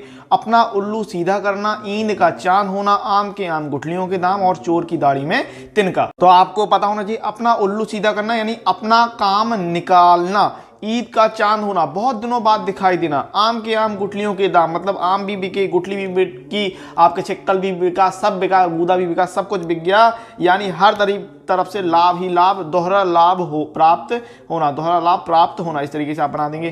फिर आपके पास है चोर की दाढ़ी में तिनका, यानी दोषी का व्यवहार ही दोष प्रकट करता है कि वो उसने चोरी की है कि नहीं चोरी की है। वो आप जो चोर होगा ना उसको पता चल जाएगा भाई कि ये इसने चोरी की है। फिर हमारे पास आ जाते हैं संधि विच्छेद, जहां पर आपको दे रहा है विद्यालय का संधि विच्छेद, तो बहुत ही आसान है, विद्या प्लस आलय, विद्या प्लस आलय विद्यालय। अगला है नायक, नायक का संधि विच्छेद क्या हो जाएगा? ने प्लस अकह, क्या हो जाएगा? ने प्लस अकह, नायक का संधि विच्छेद। और आगे आपको दिया है महोत्सव का संधि विच्छेद आपको बताना है, तो महा प्लस उत्सव क्या हो जाएगा? महोत्सव का संधि विच्छेद हो जाएगा महा प्लस उत्सव। फिर आपको दिया है विभक्ति, आपको पहचानना है विभक्ति और वचन पहचानना है, इसके लिए आपको 2 नंबर मिलेंगे। और आत्मनि में वचन और विभक्ति किस तरीके से बताना है, देखो विभक्ति वाली एक क्लास हुई है गोले के ज्ञान जीके जी पर, उसको आप देख लेना, बेहतरीन तरीके से समझाया है। तो सप्तमी विभक्ति एक वचन ये आपका आंसर हो जाएगा। तो सप्तमी विभक्ति एक वचन आत्मनि का हो जाएगा। जगत आपको तैयार नहीं करना, जगत के आपको नहीं देखने तो इसको नहीं देखेंगे। फिर आपसे कह रहा है कि शब्द युग्मों का सही अर्थ चयन करना है, अपेक्षा उपेक्षा। तो अपेक्षा का मतलब होता है तुलना, ठीक है ना, अपेक्षा का मतलब होता है तुलना और उपेक्षा का मतलब होता है अवहेलना, ठीक है ना, उपेक्षा कर रहे हैं हम लोग, तो तुलना और अवहेलना। फिर है अनल और अनिल, बहुत ही आसान है, कई बार ये पूछा गया है, ध्यान रखिएगा अच्छे से। अनल का मतलब होता है अग्नि यानी आग, ठीक है ना, ध्यान रखिएगा। और अनिल का मतलब होता है वायु हवा, तो कौन सा ऑप्शन हो जाएगा? अग्नि और वायु, डी ऑप्शन हो जाएगा। बहुत ही आसान है, कई बार पूछेंगे। यहाँ पर देखो एक जैसे आपको देख रहे होंगे, पहला आपको दे रहा है वायु अग्नि, दूसरा कह रहा है पानी और आग, तीसरा कह रहा है जल और हवा, मतलब मिलते मिलते कह रहे हैं, बहुत ही एकदम cut to cut neck to neck वाली बात है। इसलिए आपको अगर पता होगा अनल का मतलब होगा आग और अनिल का मतलब होगा हवा, तो आपको आसानी से बन जाएगा, ठीक है ना, अग्नि और वायु। फिर आगे आपसे कह रहा है कि किसी एक शब्द के 2 अर्थ लिखने के लिए आपको कह रहा है, किसी एक शब्द के आपको 2 अर्थ लिखने हैं, कनक कर अंबर, आपको एक के अलग अलग 2 शब्द लिख के बताने हैं। जहां आप देख पाएंगे कनक का मतलब हो गया धतूरा या सोना, कर का मतलब हो गया टैक्स और किरण, अंबर का मतलब हो गया आकाश और वस्त्र, ठीक है ना, तीनों ही आपके आसान है, कोई एक करके आइएगा, 2 अलग अलग अर्थ लिख के आइएगा। आगे आपसे कहेगा कि वाक्यांशों के लिए एक शब्द जिसकी इच्छाएं बहुत ऊंची हो, तो वो हो जाएगा महत्वाकांक्षी, और जो सामान्य नियम के विरुद्ध हो, जो सामान्य नियम के विरुद्ध हो अपवाद। फिर आपके पास आता है वाक्यों को शुद्ध करना, 4 वाक्य दिए रहेंगे जिसमें से आपको 2 शुद्ध करने के लिए दिया रहेगा। तो यहाँ आप देख पाएंगे महादेवी वर्मा हिंदी की प्रसिद्ध कवित्री थी, कवित्री नहीं कवियत्री थी, हैं कवित्री हैं। महादेवी वर्मा हिंदी की प्रसिद्ध कवित्री हैं। परमात्मा के अनेकों नाम है, तो परमात्मा के अनेक नाम है, परमात्मा के अनेकों नहीं अनेक नाम है। फिर है हमारे पास एक फूल की माला लाओ, एक फूल की माला कैसे होगी? फूल की एक माला लाओ, ये हो जाएगा। कृष्ण और राधा नृत्य कर रहे हैं, कृष्ण और राधा नृत्य कर रहे हैं, ठीक है ना, इस तरीके से आप देख लीजिएगा। यहाँ आपको लिखा है कृष्णा, तो कृष्णा नहीं होगा, कृष्ण और राधा होगा, ठीक है ना। आप देखेंगे अगर यहाँ पर लिखा है, यहाँ पर अंतर क्या है? कृष्णा है, और यहाँ है आपको सही करना है कृष्ण, तो नाम में भी अंतर आता है। फिर हमारे पास आ जाते हैं भैया बहुत ही आसान तरीके से रस छंद अलंकार, जिनको आपको बेहतरीन शानदार तरीके से बताया गया है। तो वीर रस, श्रृंगार रस, जो आपको तैयार हो उदाहरण सहित वो तैयार आपको लिख के आना है। और अगर हम बात करें अलंकार की, तो आपको अनुप्रास अलंकार, उत्प्रेक्षा अलंकार कह रहा है, जो भी तैयार हो वो करिएगा। फिर हमको कह रहा है छंद के बारे में, चौपाई अथवा दोहा छंद कह रहा है। यहाँ पर जो भी आपको तैयार हो, शानदार तरीके से पढ़ाया गया है, सिखाया गया है, तो तैयार कर लीजिएगा। फिर हमारे पास रहेगा एप्लीकेशन लिखने के लिए 6 नंबर नंबर की एप्लीकेशन, और मैंने आपको कह रखा है कि बैंक से ऋण लोन लेने वाली जो एप्लीकेशन होती है ना, उसको शानदार तरीके से तैयार करके जाइएगा। यहाँ पर आपको एक एप्लीकेशन दे दी है, अपने उप जिलाधिकारी को एक प्रार्थना पत्र लिखिए जिसमें आपके गांव में जहां तहां ढेर लगे हुए कूड़े कचरे को सफाई के लिए संबंधित व्यक्ति को आदेश करने का निवेदन किया गया हो। और ये देखिए भाई, बैंक से ऋण लेने वाला बहुत ही ज्यादा इंपॉर्टेंट है, अथवा करके आपको दे दिया। अपने कुटीर उद्योग यानी व्यवसाय के लिए प्रारंभ करने हेतु किसी बैंक के प्रबंधक को ऋण प्रदान करने हेतु आपको जो है वो एप्लीकेशन लिख के बताना है। बहुत ही ज्यादा बैंक से लोन लेने के लिए बहुत ही ज्यादा इंपॉर्टेंट है, तो इसको आप अच्छी तरीके से तैयार करना है। फिर हमारे पास क्या रहेगा, ऐसे लिखने के लिए आएगा 9 नंबर का जो रहता है ऐसे होता है, और इसको आपको बढ़िया तरीके से देख लेना है। शिक्षित युवा वर्ग और बेरोजगारी की समस्या, बेरोजगारी पर है। पर्यावरण प्रदूषण, वर्षा ऋतु का महत्व, छात्र और अनुशासन, विज्ञान, वरदान या अभिशाप, जो आपको बेहतर तरीके से याद हो, तैयार हो, पढ़ के जाइएगा भाई। एक बात ध्यान रखना, निबंध जो है वो पढ़ के जाइएगा तो आपको अच्छी तरीके से वहां पर लिखने में सहूलियत होगी। आगे बात कर लेते हैं, तो हमारे पास 2019 का तीसरे सेट पर आ जाते हैं, सेट नंबर 3 302 CU। तो सेक्शन नंबर 1 है खंडका की अगर हम बात करें तो पहला क्वेश्चन आपसे कह रहा है कि डॉक्टर वासुदेव शरण अग्रवाल का जो निबंध संग्रह है वो कौन सा है, तो ये आप बता देंगे, बहुत ही आसान है, मातृभूमि। तो यहाँ देखिए डॉक्टर वासुदेव शरण अग्रवाल का निबंध संग्रह मातृभूमि कह लीजिए, माता भूमि कह लीजिए, अन्य नाम माता भूमि के नाम से भी कई बार पूछा गया। तो पृथ्वी पुत्र, कल्प वृक्ष, कल्पलता, उत्तम ज्योति, वेद विद्या, तो ये इनके वासुदेव शरण अग्रवाल के अन्य निबंध संग्रह हैं, ध्यान रखिएगा आप बढ़िया तरीके से। फिर आपसे पूछ रहा है कि हिंदी प्रदीप के संपादक थे, हिंदी प्रदीप के संपादक कौन है, बालकृष्ण भट्ट। फिर है आलोचनात्मक कृति, कालिदास की लालित्य योजना के लेखक कौन है, डॉक्टर हजारी प्रसाद द्विवेदी जी हैं। यहाँ देखिए आलोचनात्मक कृति कालिदास की लालित्य योजना, ठीक है ना, कालिदास की लालित्य योजना के जो लेखक है वो डॉक्टर हजारी प्रसाद द्विवेदी है। अब अगला क्वेश्चन है आपसे कि क्या भूलूं क्या याद करूं, किस विधा की रचना है, तो ये एक आत्मकथा है, और इसके रचयिता कौन है, हरवंश राय बच्चन जी जो है वो इसके रचयिता हैं। फिर अगला क्वेश्चन आपसे कह रहा है कि निम्नलिखित में से किस उपन्यास की रचना हरिशंकर परसाई द्वारा की गई है, रानी नागफनी की कहानी, बहुत ही आसान है, बाकी आप देखिएगा पुनर्वा, निर्मला, सुखदा, ये किसकी रचनाएं हैं, तो यहाँ आप देख लीजिए हरिशंकर परसाई का उपन्यास रानी नागफनी की कहानी, पुनर्नवा जो है वो हजारी प्रसाद द्विवेदी का उपन्यास है, निर्मला प्रेमचंद जी का, और सुखदा जिनेंद्र कुमार का उपन्यास है। फिर आगे आपसे क्वेश्चन कह रहा है दूसरे में, हम पहले के 5 क्वेश्चन लगा लिए, दूसरे के 5 क्वेश्चन देखने वाले हैं। क्वेश्चन नंबर 2 के अंतर्गत 5 क्वेश्चन, रीतिकाल की प्रमुख विशेषता नहीं है, कौन सी नहीं है, ईश्वर वंदना जो है वो रीतिकाल के अंतर्गत नहीं आएगी। बाकी का प्रकृति चित्रण, युद्धों का सजीव वर्णन और मुक्त काव्य रचना रीतिकाल के अंतर्गत आता है। अगला क्वेश्चन आपसे पूछ रहा है कि कौन सी रचना रामधारी सिंह दिनकर की नहीं है, तो बहुत ही आसान है, इसमें चित्राधार जो है वो जयशंकर प्रसाद की रचना है, ठीक है। यहाँ देखिए चित्राधार रामधारी सिंह दिनकर की नहीं बल्कि जयशंकर प्रसाद की रचना है, जबकि हुंकार, रश्मिरथी, रेणुका रामधारी सिंह दिनकर की रचना। अगला क्वेश्चन आपसे पूछ रहा है यामा रचना, बहुत ही आसान है, बहुत ही सिंपल है, सब लोग जानते हैं यामा किसकी रचना है, यामा जो है वो महादेवी वर्मा जी की रचना है। यहाँ देखिए यामा महादेवी वर्मा जी की रचना है, और यामा पर महादेवी वर्मा को 1982 में ज्ञानपीठ पुरस्कार मिला था, ये याद रखिएगा।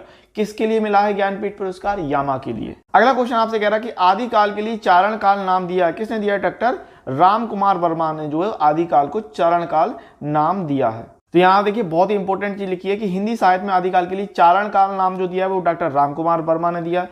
इसके अलावा डॉक्टर जॉर्ज ग्रेसन ने भी आदिकाल को चारण काल नाम कहा है, जबकि राहुल सांक्यार्तन ने इसे सिद्ध सामंत काल कहा, याद रखिएगा राहुल सांक्यार्तन जी ने इसे सिद्ध सामंत काल कहा है। अब अगला क्वेश्चन है कि किस कवि को ज्ञानपीठ पुरस्कार नहीं मिला है, तो किसको नहीं मिला है, जयशंकर प्रसाद जी को ज्ञानपीठ पुरस्कार नहीं मिला है। और अगर हम बात करें तो रामधारी सिंह दिनकर को जो है उर्वशी पर ज्ञानपीठ पुरस्कार मिला है, महादेवी वर्मा को यामा पर मिला है, और सुमित्रानंद पंत जी को वो चिदम्बरा पर ज्ञानपीठ पुरस्कार मिला है। जयशंकर प्रसाद को ज्ञानपीठ पुरस्कार नहीं मिला है। आगे बात करेंगे तो क्वेश्चन नंबर 3 में आ जाते हैं। क्वेश्चन नंबर 3 आपको 10 नंबर का दिया रहेगा, जहां पर आपको गद्यांश दिया है और आपको देखना है कि ये किस पार्ट से लिया गया है।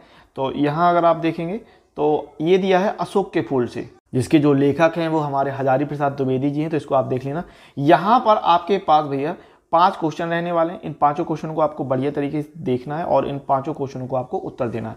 पाठ का शीर्षक और लेखक का नाम बताने के लिए कह रहा है, तो सिंपली हम लोग बता देंगे कि जो पाठ है वो अशोक के फूल है और जिसके जो लेखक हैं वो हजारी प्रसाद द्विवेदी जी हैं। इसके बाद हमारे पास अथवा करके भी रहेगा।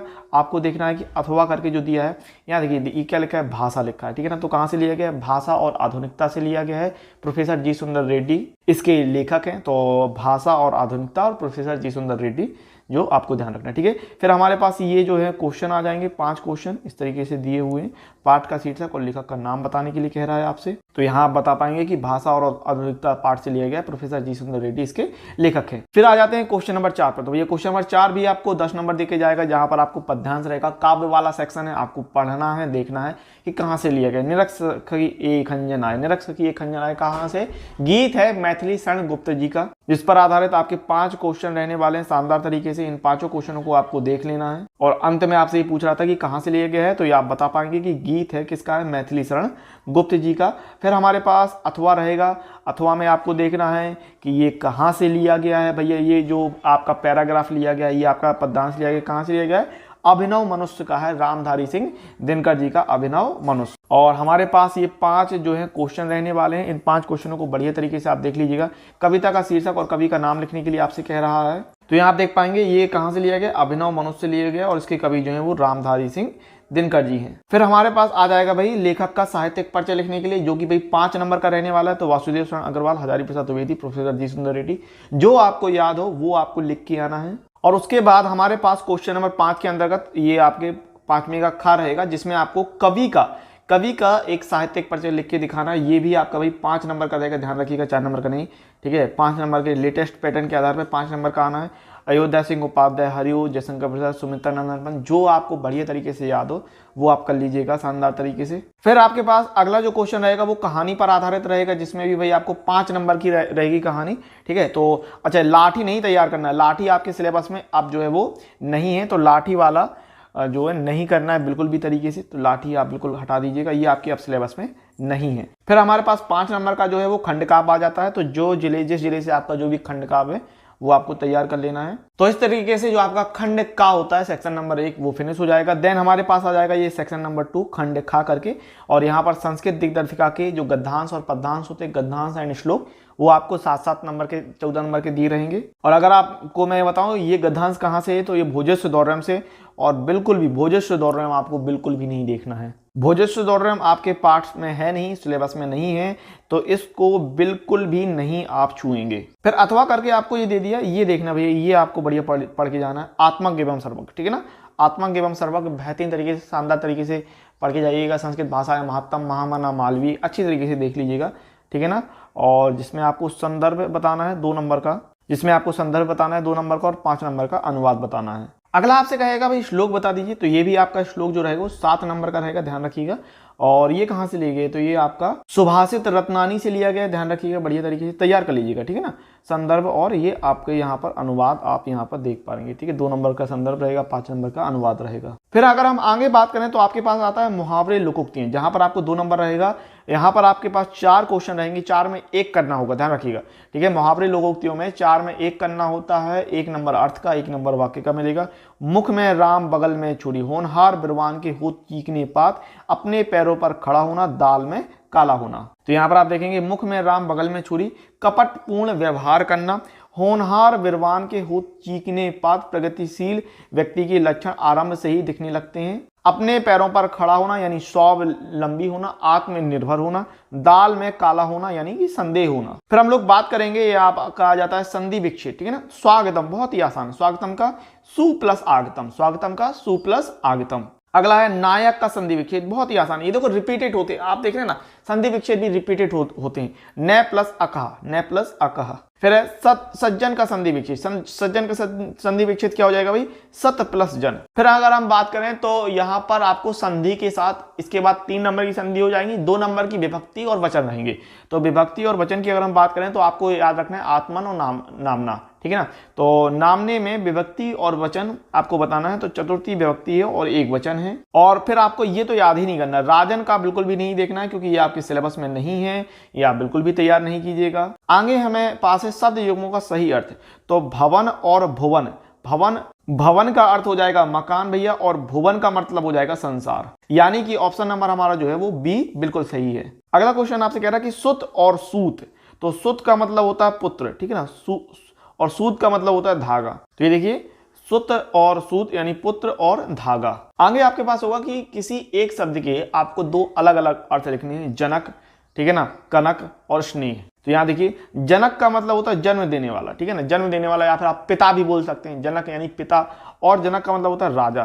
कनक का मतलब होता है सोना और धतूरा, ये आपने अच्छी तरीके से पढ़ा होगा, कनक कनक ते सौगुनी वाला, ठीक है ना। तो वहीं से स्नेह का मतलब होता है प्यार और चिकनाई। फिर होगा हमारे पास वाक्यांश के लिए एक शब्द जिसकी कोई उपमा ना हो, तो जिसकी कोई उपमा ना हो, अनुपम, ठीक है। तो इस तरीके से हो जाएगा 100 वर्ष का समय। 100 वर्ष का समय क्या कहलाएगा? शताब्दी कहलाता है। फिर हमारे पास रहेंगे 4 वाक्य जिन्हें आपको शुद्ध करके बताना है। 2 वाक्यों को शुद्ध करके बताना होगा।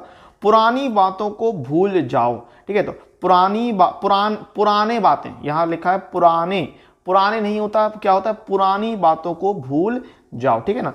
और फिर है केवल 100 रुपए मात्र की बात थी। तो केवल और मात्र इकट्ठा नहीं आता, ठीक है ना। तो केवल 100 रुपए की बात थी, केवल 100 रुपए की बात थी। वह मुझे अपना शत्रुता समझता है, नहीं, वह मुझे अपना शत्रु समझता है, वह मुझे अपना शत्रु समझता है।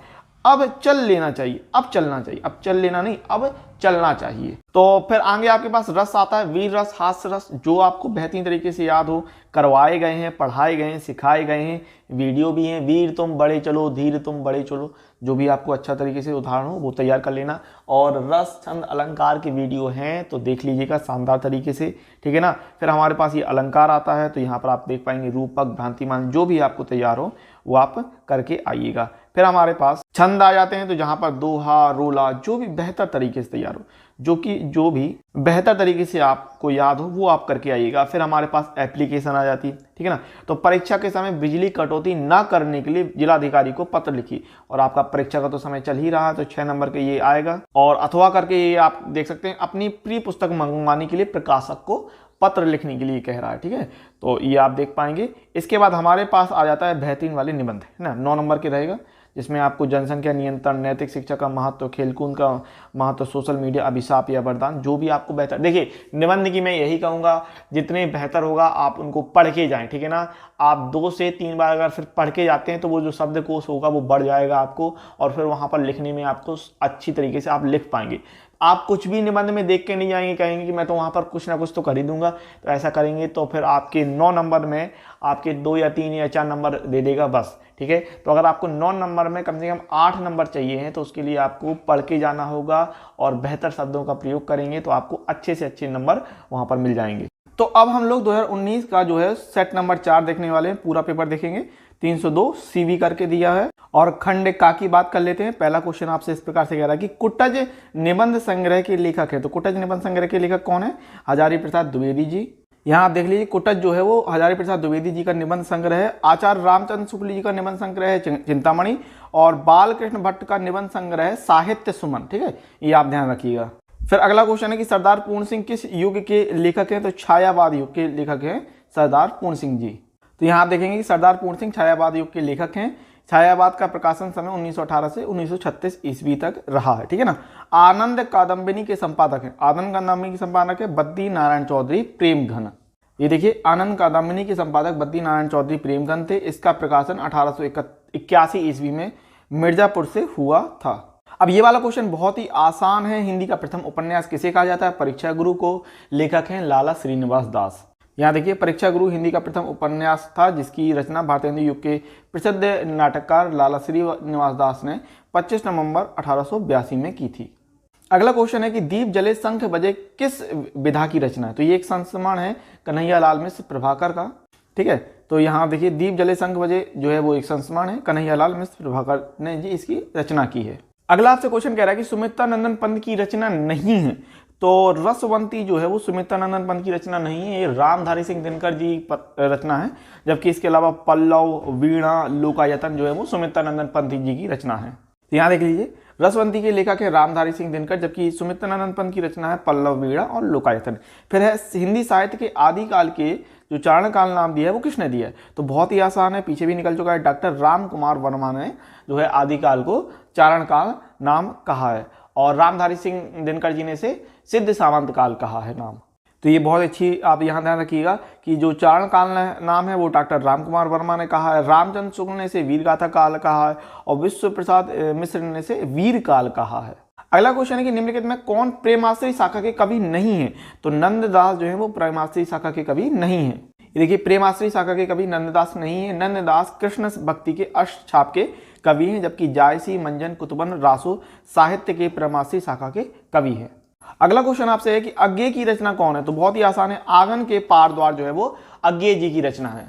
तो अज्ञे जी की रचना है आंगन के पार द्वार। जबकि अगर हम बात करें झंकार की, तो झंकार है मैथिली शरण गुप्त की रचना। कुरुक्षेत्र जो है वो रामधारी सिंह दिनकर जी की रचना है। और अपरा जो है वो सूर्यकांत त्रिपाठी निराला जी की रचना है। अगला बात करें तो ज्ञानपीठ पुरस्कार नहीं मिला, किसे नहीं मिला? एक तो जयशंकर प्रसाद जी को नहीं मिला ज्ञानपीठ पुरस्कार, याद रखिएगा। दूसरा आप निराला जी को, सूर्यकांत त्रिपाठी जो है निराला जी, उनको ज्ञानपीठ पुरस्कार नहीं मिला। अगर हम बात कर लें महादेवी वर्मा की, तो उनको यामा पर जो है वो ज्ञानपीठ पुरस्कार मिला है। सुमित्रानंद पंत जी को चिदम्बरा पर मिला है। और अज्ञे जी को जो है वो कितनी नामों में कितनी बार पर जो है वो ज्ञानपीठ पुरस्कार प्राप्त हुआ है। आगे क्वेश्चन की बात करें, क्वेश्चन नंबर 3। तो क्वेश्चन नंबर 3 आपका जो है वो गद्यांश रहेगा, 10 नंबर का रहेगा, 5 क्वेश्चन रहेंगे, बहुत ही आसान चीज है। ये देखिए क्या लिखा है, राष्ट्र। क्या लिखा है? राष्ट्र लिखा है, ठीक है ना। तो किसका है? राष्ट्र के स्वरूप का है। डॉक्टर वासुदेव शरण अग्रवाल जी इसके लेखक हैं, जिसके अंतर्गत आपके पास ये 5 क्वेश्चन रहेंगे। इन 5 क्वेश्चन को आपको पढ़ना है और आपसे कहेगा कि पाठ का शीर्षक और लेखक का नाम लिखिए। तो जैसे ही आप देख रहे हैं, गद्यांश जो है वो राष्ट्र का स्वरूप है और लेखक जो है वो डॉक्टर वासुदेव शरण अग्रवाल है। आगे अगर हम बात कर लें अथवा की, तो यहाँ देखिए ये दिया है निंदा, ठीक है ना। ये कहाँ से लिया गया? निंदा रस से दिया गया। तो ये पढ़ना है, बिल्कुल भी नहीं पढ़ना है। निंदा रस आपको बिल्कुल भी नहीं छूना है, बिल्कुल भी नहीं देखना है।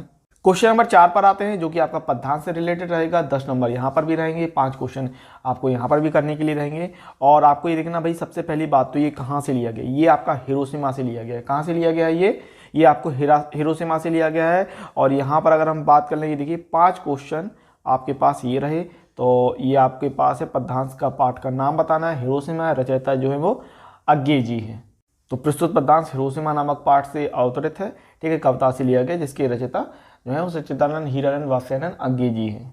फिर अगर हम बात करें अथवा की, तो भैया बहुत ही आसान है, सावधान मनुष्य कहाँ से लिया गया? अभिनव मनुष्य से। रचयिता है रामधारी सिंह दिनकर जी। तो यहाँ बिल्कुल देख लीजिए, प्रस्तुत जो पद्यांश है वो अभिनव मनुष्य कविता से अवतरित है और इसके जो रचनाकार है वो रामधारी सिंह दिनकर जी हैं। आगे अगर हम बात करें तो क्वेश्चन नंबर आपका जो 5 रहेगा, वहाँ 2 क्वेश्चन लेखक का साहित्यिक परिचय, कवि का साहित्यिक परिचय लिखना है। 5 नंबर का आएगा, ध्यान रखिए। और सबसे इंपॉर्टेंट बात आपकी ये है कि यहाँ पर आपको जो है कन्हैया लाल मिश्र, प्रभाकर का नहीं तैयार करना है, इसको नहीं देखना। हरिशंकर प्रसाद ये भी नहीं देखना है आपको। वासुदेव शरण अग्रवाल, हजारी प्रसाद द्विवेदी और प्रोफेसर जी सुंदर रेड्डी, डॉक्टर APJ अब्दुल कलाम, 4 में से 2 तैयार कर लीजिएगा। और यहाँ पर वासुदेव शरण अग्रवाल का है, तो इसको आप देख लीजिएगा। फिर हमारे पास रहेगा कवि का परिचय, जो कि आपके पास 5 नंबर का आएगा। अयोध्या सिंह उपाध्याय, हरि ओद, महादेवी वर्मा और जयशंकर प्रसाद, जो भी तैयार हो उसको आपको लिखने के आना है। अधिकतम शब्द सीमा 80 शब्द है, यानी कि आपको 10 से 12 लाइन में एक पेज के अंदर वो जो है वो फिनिश करना होगा। क्वेश्चन नंबर 6 जो रहेगा वो कहानी रहेगा, 5 नंबर का आएगा। और यहाँ पर आपको लाठी नहीं देखना है, ध्यान रखिएगा। लाठी वाला जो आपका कहानी है वो आपको बिल्कुल नहीं देखना है। बहादुर, पंचलाइट, ध्रुव यात्रा, ये देखना है। फिर हमारे पास खंड काव्य रहेगा। खंड काव्य 5 नंबर का रहेगा, 80 शब्द की सीमा रहेगी। तो जिस जिले में जो खंड काव्य होता है उसमें आपको वो करना होता है, ध्यान रखिएगा। 5 नंबर का रहता है, तो अच्छी तरीके से तैयार करके जाइएगा। फिर हमारा इस तरीके से भैया जो खंड का है वो आपका पूरी तरीके से फिनिश हो गया। 7 क्वेश्चन रहेंगे आपको करने के लिए, 50 नंबर मिलते हैं। और हमारे पास आ जाएगा ये खंड खा करके, ठीक है। तो खंड खा में सबसे पहले शुरुआत होगी आपके जो संस्कृत दिग्दर्शिका से है, गद्यांश और श्लोक वो रहेंगे। तो गद्यांश रहेगा, 7 नंबर का रहेगा। आपको देखना है कहाँ से लिया गया है ये आपका, ठीक है। तो जातक कथा के उलूक जातकम से ये अवतरित है, उलूक जातकम से लिया गया है। पढ़ना होगा आपको और इसका संदर्भ और अनुवाद करके आपको आना है। तो ये देख लीजिए, उलूक जातकम से लिया गया और सभी पाठ के जो है वो अनुवाद बताए गए हैं, कर लीजिएगा, वीडियो देख लीजिएगा। संदर्भ और अनुवाद आपको करना है। तो संस्कृत दिग्दर्शिका के जितने भी पाठ हैं वो आप उनको बढ़िया तरीके से पढ़ के जाइएगा। फिर अगर हम बात करें आगे, तो आगे अथवा दिया रहेगा और अथवा में आपको ये देखना है ये कहाँ से लिया गया। तो ये आप देख पाएंगे ये महामना मालवीय पाठ से लिया गया। कहाँ से लिया गया? ये वाला, ये हिंदू संस्कृत्या करके जो दिया है वो आपका महामना मालवीय पाठ से लिया गया है, ठीक है। और आपको संदर्भ में महामना मालवीय पाठ बताना है, अनुवाद करके दिखाना है इसका। फिर हमारे पास आ जाता है भैया श्लोक। श्लोक जो रहेगा वो 7 नंबर का रहेगा। और ध्यान रखिएगा, सुखार्दिन कुतुविद्या सुखार्दिन बहुत इंपॉर्टेंट है, बहुत ही इंपॉर्टेंट है। सुभाषित रत्नानी से लिया गया, इसको जरूर तैयार कर लीजिएगा। हर हाल में इस श्लोक को आप तैयार करके जाइएगा। और अगर हम बात कर लें अथवा की, तो ये अथवा में आपको श्लोक दिया है, ये आपको लिया गया जातक कथा से उलूग जातकम से ये अवतरित है, उलूग जातकम से ये लिया गया। तो संदर्भ करना है, आपको अनुवाद करना है। फिर हमारे पास आ जाता है भैया मुहावरे और लोकोक्तियां, जहां पर आपको एक का अर्थ लिखकर वाक्य में प्रयोग करना है। 2 नंबर मिलेंगे, 1 और 11 होना, 4 चांद लगाना, दूध का दूध पानी का पानी, 1 अनार 100 बीमार। तो आप इस प्रकार से बता पाएंगे, 1 और 11 होना यानी मेल से शक्ति बढ़ना, 4 चांद लगाना शोभा बढ़ना, दूध का दूध पानी का पानी होना यानी सच्चा न्याय करना, और 1 अनार 100 बीमार यानी वस्तु कम व चाहने वाले अधिक। फिर हमारे पास आ जाते हैं भैया 3 संधि करने के लिए, ठीक है ना। संधि विच्छेद करने के लिए 3 रहेंगे। संधि विच्छेद करना है आपको नयनम का, तो नयनम का संधि विच्छेद हो जाएगा नय प्लस अनम, और सदैव का संधि विच्छेद हो जाएगा सदा प्लस एव।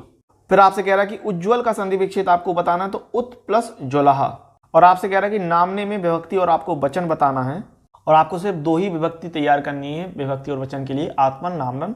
तो ये आपका चतुर्थी विभक्ति और एक वचन हो जाएगा।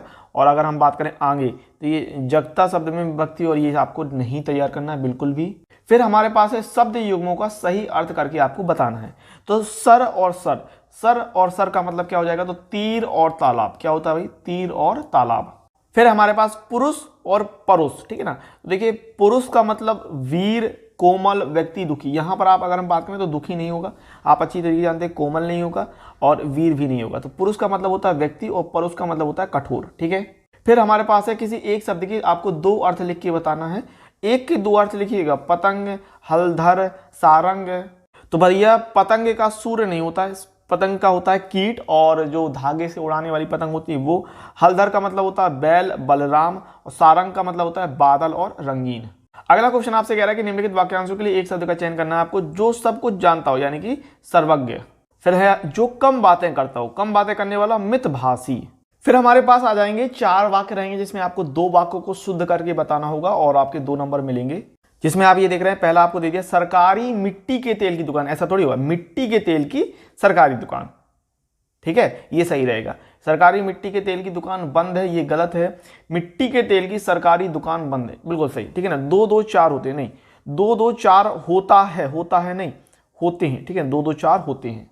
फिर आगे हमारे पास गुड़ का स्वाद मधुर मीठा है। तो मधुर और मीठा दो बार नहीं लगाएं, एक ही चीज होती है, मधुर मीठा एक ही चीज है। तो गुड़ का स्वाद मीठा है। फिर मोहन ने चिट्ठी लिखा, नहीं मोहन ने चिट्ठी लिखी। फिर आगे आपको करना होगा रस छंद अलंकार, बताया है, करवाए हैं, पढ़ाया है।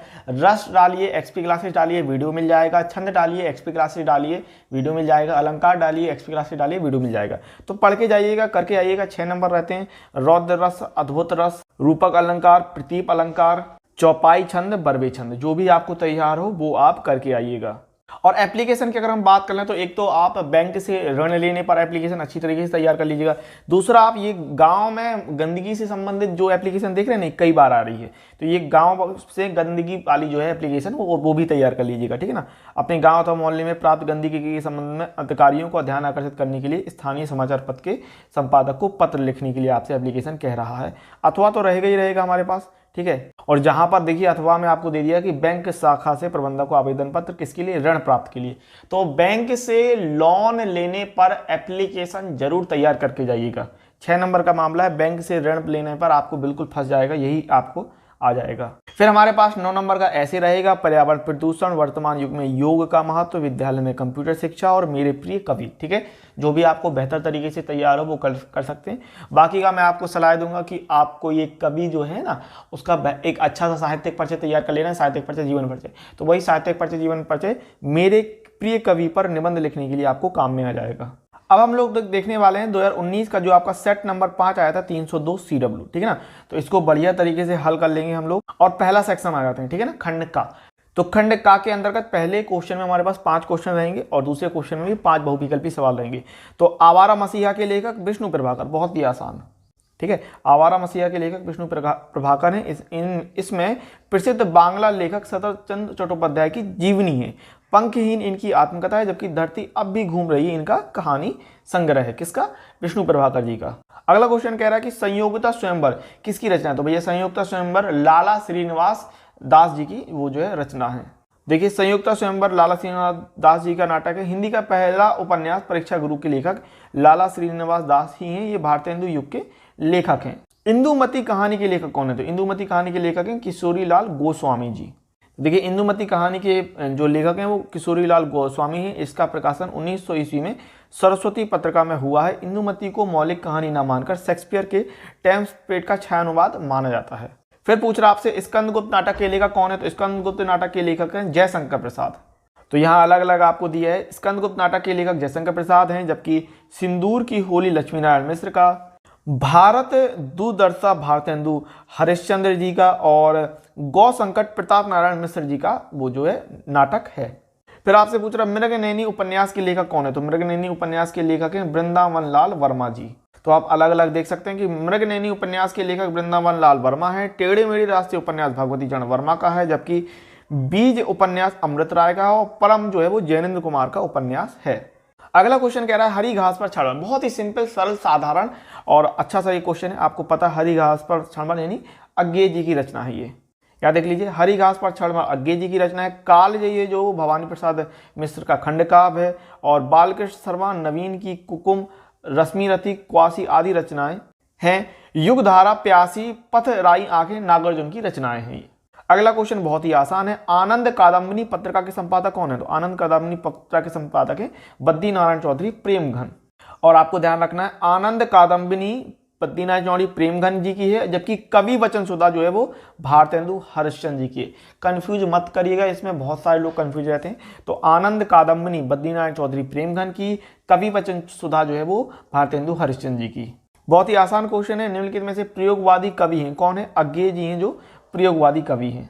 और यहाँ अगर हम बात करें तो अज्ञेय जी जो है वो प्रयोगवाद या तालसप्तक के जन्मदाता हैं। ठीक है, प्रयोगवाद के जो प्रयोगवादी कवि हैं। और जो महादेवी वर्मा है, वर्मा सुमित्रानंद पंत छायावादी युग के हैं। और डॉक्टर नगेन जो है वो हिंदी के प्रथम प्रमुख आलोचक थे, प्रमुख आलोचक।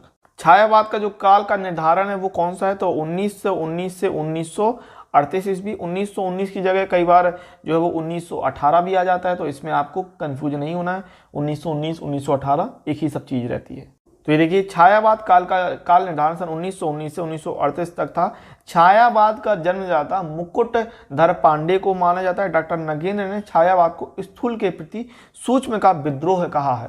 अगला क्वेश्चन आपसे पूछ रहा है कि प्रगतिवाद का मुख्य आधार है, प्रगतिवाद का मुख्य आधार है साम्यवाद। फिर हमारे पास क्वेश्चन नंबर 3 के अंदर का जो गद्यांश रहेगा 10 नंबर का मिलेगा। और यहाँ पर आप देखिए, आपको सबसे पहले देख लेना कि ये जो पाठ है कहाँ से लिया गया। देखो ये दिया यहाँ पर अगर हम बात करें तो ये आप देख रहे हैं, ये दिया भूमि, राष्ट्रीयता बलवलाती हो सकेगी, राष्ट्रीयता, ठीक है ना। और भी देख ले सकते हैं ये राष्ट्रीयता, ठीक है, राष्ट्रीयता की जड़ें, राष्ट्रीय भावों, ठीक है। तो ये कहाँ से लिए गए, राष्ट्रीय भावों, राष्ट्रीयता की जड़ें कहाँ से, राष्ट्र के स्वरूप से है। डॉक्टर वासुदेव शरण अग्रवाल इसके रचयिता हैं। और इस तरीके से ये आपके पास जो है वो 5 क्वेश्चन रहेंगे, जिनको आपको बढ़िया तरीके से सिद्ध कर लेना है। शीर्षक है ये राष्ट्र का स्वरूप, और वासुदेव शरण अग्रवाल इसके लेखक हैं। अगला आपसे कह रहा है अथवा करके भाषा की साधारण इकाई, भाषा का अस्तित्व क्या है भाई। ये भाषा और आधुनिकता से लिया गया है। प्रोफेसर जी सुंदर रेड्डी इसके लेखक हैं। और आपको 5 क्वेश्चन इस तरीके से दिए रहेंगे जिनका आपको हल करके बताना होगा। तो ये आप देखिए, पाठ का शीर्षक भाषा और आधुनिकता, और लेखक जो है वो प्रोफेसर जी सुंदर रेड्डी हैं। फिर आगे आपसे कह रहा है कि पद्यांश पर आधारित आपको बताना है। ये आपके 5 क्वेश्चन रहेंगे, 2 नंबर के, 10 नंबर के रहेंगे। बैठी थी अचल, ठीक है, कहाँ से लिया गया, क्या का अनुताप से लिया गया। मैथिली शरण गुप्त जो है उसके कवि हैं, ठीक है। तो ये आपके पास 5 क्वेश्चन रहने वाले हैं, ठीक है, 5 क्वेश्चन रहने वाले हैं। और इस तरीके से, ठीक है। और बेहतर यही है कि आप PDF ले लीजिएगा मुझसे, है ना। नंबर पर आप मुझे मैसेज करेंगे। पाठ का जो शीर्षक है वो के अनुताप है और मैथिली शरण गुप्त है। फिर आपके पास रहेगा लेखक का साहित्यिक परिचय। तो याद रखिएगा, मोहन राकेश का आपको नहीं करना है, वासुदेव शरण अग्रवाल या आप हजारी प्रसाद द्विवेदी जिसका भी तैयार हो वो आप लिख के आएंगे। फिर आपको कवि का साहित्यिक परिचय लिखने के लिए आएगा, 5 नंबर का रहेगा, ध्यान रखना। रामधारी सिंह दिनकर, मैथिली शरण गुप्त और जयशंकर प्रसाद, जिसका भी याद हो आपको वो आप करके आइएगा।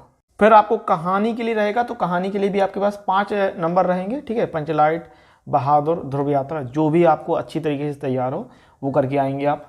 और 5 नंबर के लिए आपको रहेगा स्वपठित खंडकाव्य पर आधारित, ठीक है। तो स्वपठित खंडकाव्य जिस जिले का जो भी खंडकाव्य हो वो आपको तैयार करना है। और इस प्रकार से हमारा जो खंड का है वो खत्म हो जाएगा। सेक्शन नंबर पहला, सेक्शन नंबर 2 जो है खंड का, उस पर आ जाएंगे, जिसमें आपको सबसे पहले जो रहेगा गद्यांश का जो है अनुवाद लिखना है, 7 संदर्भ लिखना है। 2 नंबर संदर्भ का रहेगा, 5 नंबर आपका अनुवाद का रहेगा। तो इस तरीके से 7 नंबर मिलेंगे। और भैया आपको ये देखना है ये कहाँ से लिया गया, तो ये संस्कृत भाषाया महत्तम से लिया गया है, पढ़ लीजिएगा। वीडियो लेक्चर आपके पास उपस्थित है, संस्कृत भाषाया महत्तम एंड एक्सपी क्लासेस डालेंगे तो वीडियो आपको मिल जाएगा, तो बढ़िया तरीके से अनुवाद कर लीजिएगा। फिर हम लोग बात कर लेते हैं श्लोक की। तो श्लोक में अभी आपको 2 नंबर संदर्भ में, 5 नंबर अनुवाद में, टोटल नंबर 7 मिलने हैं। ये आप देख लीजिए कहाँ से लिया गया, देखिए सुभाषित रत्नानी से लिया गया। कहाँ से लिया गया? सुभाषित रत्नानी से लिया गया है। बढ़िया तरीके से तैयार करिएगा भैया, ठीक है ना। और ये वाले भी अगर हम बात करें अथवा करके, तो ये भी कहाँ से लिया गया? सुभाषित रत्नानी से इसको भी लिया गया है। फिर आ जाते हैं हम लोग मुहावरों पर। मुहावरे और लोकोक्तियां करना है, 4 में से 1 करने के लिए रहेगा। 2 नंबर आपको मिलने हैं। 1 का आपको अर्थ लिखकर वाक्य में प्रयोग करना है। श्री गणेश करना, दांतों तले उंगली दबाना, होनहार बिरवान के हो चीखने पात, और जैसी करनी वैसी भरनी। तो बहुत ही आसान है ये। श्री गणेश करना यानी कि आरंभ करना, दांतों तले उंगली दबाना यानी हैरान हो जाना, अचंभित हो जाना, और होनहार बिरवान के हो चीखने पात यानी प्रतिभाशाली व्यक्ति के लक्षण आरंभ से ही दिखने लगते हैं। और जैसी करनी वैसी भरनी यानी कि कर्म के अनुसार फल मिलता है, यानी जो जैसा करता है दूसरे के लिए उसके लिए भी वैसा ही होता है। अगर गड्ढा खोदोगे दूसरे के लिए तो आप खुद भी उसमें गिर जाओगे। फिर हमारे पास 3 संधि विच्छेद रहेंगे भैया। 3 संधि विच्छेद करने के लिए रहेगा।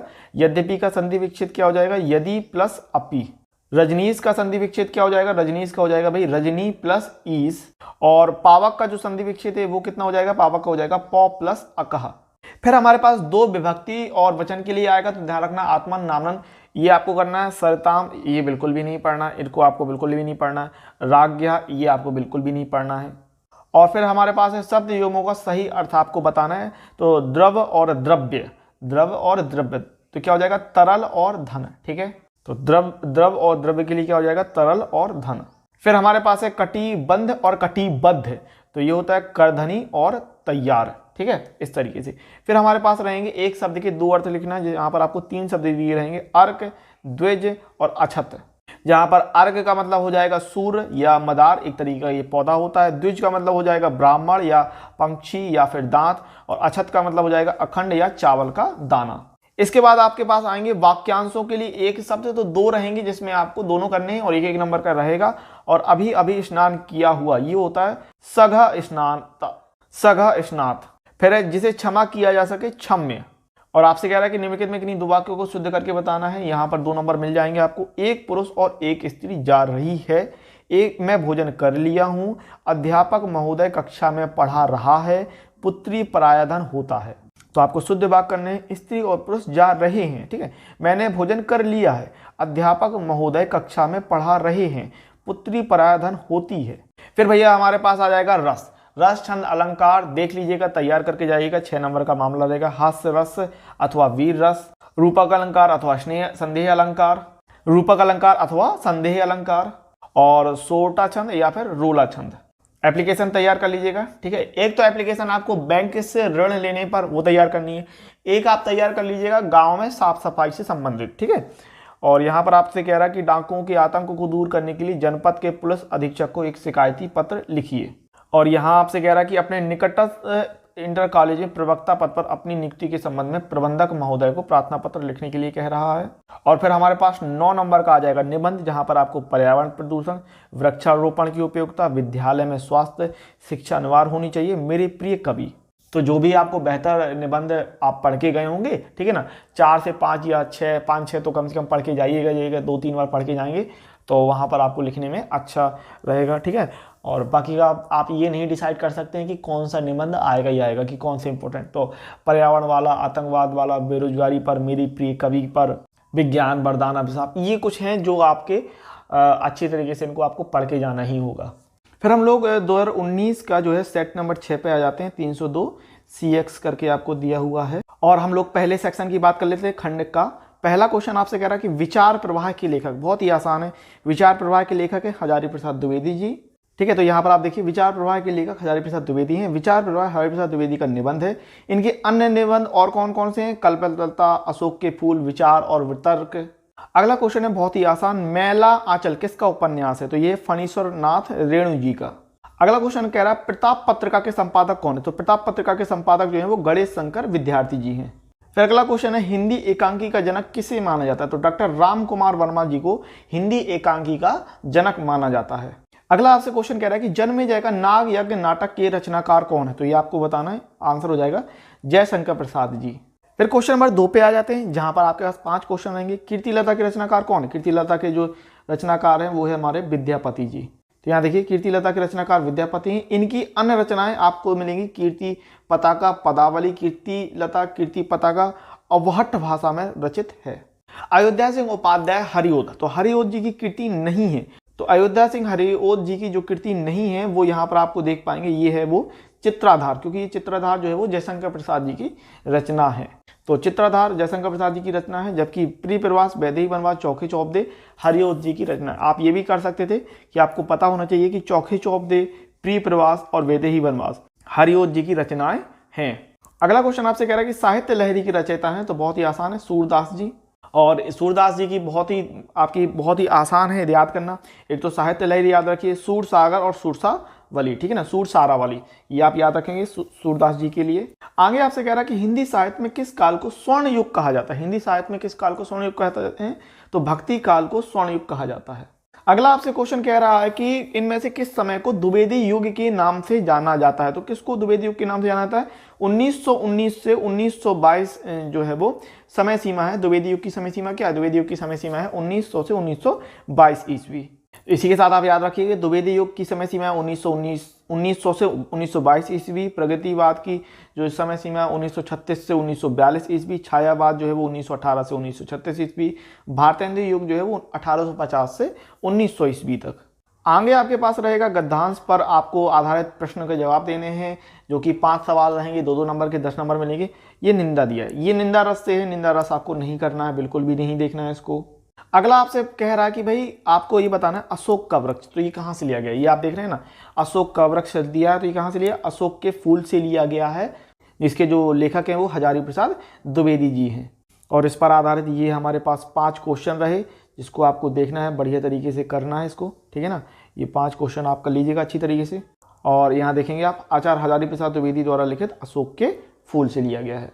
और फिर अगर हम आगे बात करें क्वेश्चन नंबर 4 के अंतर्गत, क्वेश्चन नंबर 4 में भी आपके पास 5 क्वेश्चन 2-2 नंबर के आपको देखना है, ये कहाँ से लिया गया है? तो ये आपका जो है वो नौका विहार का है, ठीक है ना, नौका विहार, जिसके जो लेखक हैं वो हमारे सुमित्र नंदन पंत जी हैं। और 5 क्वेश्चन आपके सामने ये रहे, ठीक है। इनको देखिए, क्वेश्चन आपसे तभी बनेंगे जब आपने पाठ पढ़ा होगा, तो मेरी यही सलाह रहेगी आप बढ़िया तरीके से इन पाठों को पढ़ के जाइएगा, ठीक है। और अथवा में ये आपके पास रहा तो मैं आपसे कहूँगा कि श्रद्धा मनु, केकई का अनुताप और पवन दूती का ये बिल्कुल बढ़िया तरीके से आप पढ़ लीजिएगा। ये कहाँ से लिया गया? श्रद्धा मनु से लिया गया, ठीक है ना, श्रद्धा मनु जयशंकर प्रसाद। फिर हमारे पास रहेगा लेखक का साहित्य परिचय लिखने के लिए 5 नंबर का आएगा, ध्यान रखिएगा, जिसमें आपको ये कन्हैयालाल मिश्र प्रभाकर का बिल्कुल नहीं करना है, और फिर आपको प्रोफेसर जी सुंदर रेड्डी या फिर हरिशंकर प्रसाद, जो भी याद हो वो आप कर लीजिएगा। और आपको हरिशंकर प्रसाद बिल्कुल भी नहीं करना है। आपके पास करने के लिए हैं एक तो वासुदेव शरण Agarwal, doctor APJ Abdul Kalam, professor जी सुंदर रेड्डी, हजारी प्रसाद द्विवेदी, ठीक है। तो जो भी आपको तैयार हो वो कर लीजिएगा। फिर हमारे पास रहेगा कवि का साहित्यिक परिचय, जो कि 5 नंबर का रहेगा, तो जो आपको याद हो वो आपको करके आना है, ठीक है। फिर हमारे पास 5 नंबर के लिए कहानी का सेक्शन आता है। कहानी के लिए आपको पंचलाइट, बहादुर, जो भी आपको तैयार हो वो तैयार करके आपको लिखना होगा। और आपके में ये लाठी वाला बिल्कुल नहीं है, तो लाठी आपको बिल्कुल तैयार नहीं करना है। पंचलाइट, बहादुर या फिर ध्रुव यात्रा, ये आपको तैयार करके जाना है। फिर हमारे पास खंडकाव्य आ जाता है, जो भी आपका 5 नंबर का रहेगा, ठीक है ना। और इसमें आपको जो भी आपको आपके जिले से संबंधित हो वो तैयार करके जाना है और उसको आपको करना है। फिर हमारे पास ये खंड खा आ जाएगा। खंड खा की अगर हम बात करें तो गद्यांश रहेंगे, 2 गद्यांश में आपको 1 करने के लिए रहेगा। 7 नंबर का ये सेक्शन रहता है और इसको आपको देखना है। तो ये कहाँ से लिया गया है? ये आपका जातक कथा के नृतक जातकम से लिया गया है, ठीक है ना।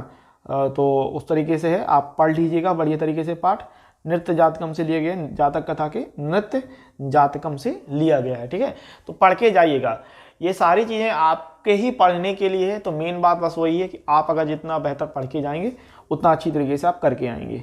फिर आपको अथवा करके दे दिया, ये कहाँ से लिया गया? तो ये आपका अयन प्रयागे, ये भैया हमारा ले लिया गया है महामना मालवीय पाठ से, ठीक है।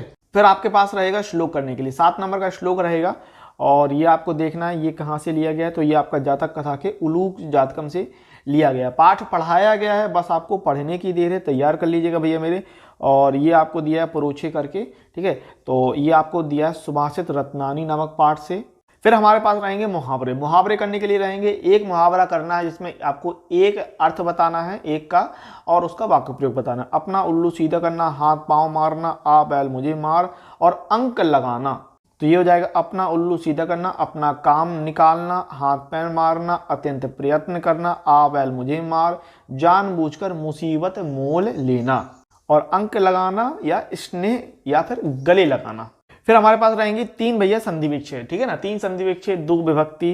तो संधि विच्छेद को आपको करना है, तथापि का संधि विच्छेद आपको करने के लिए कह रहा है, तो तथा प्लस अपि हो जाएगा, तथापि के लिए तथा प्लस अपि।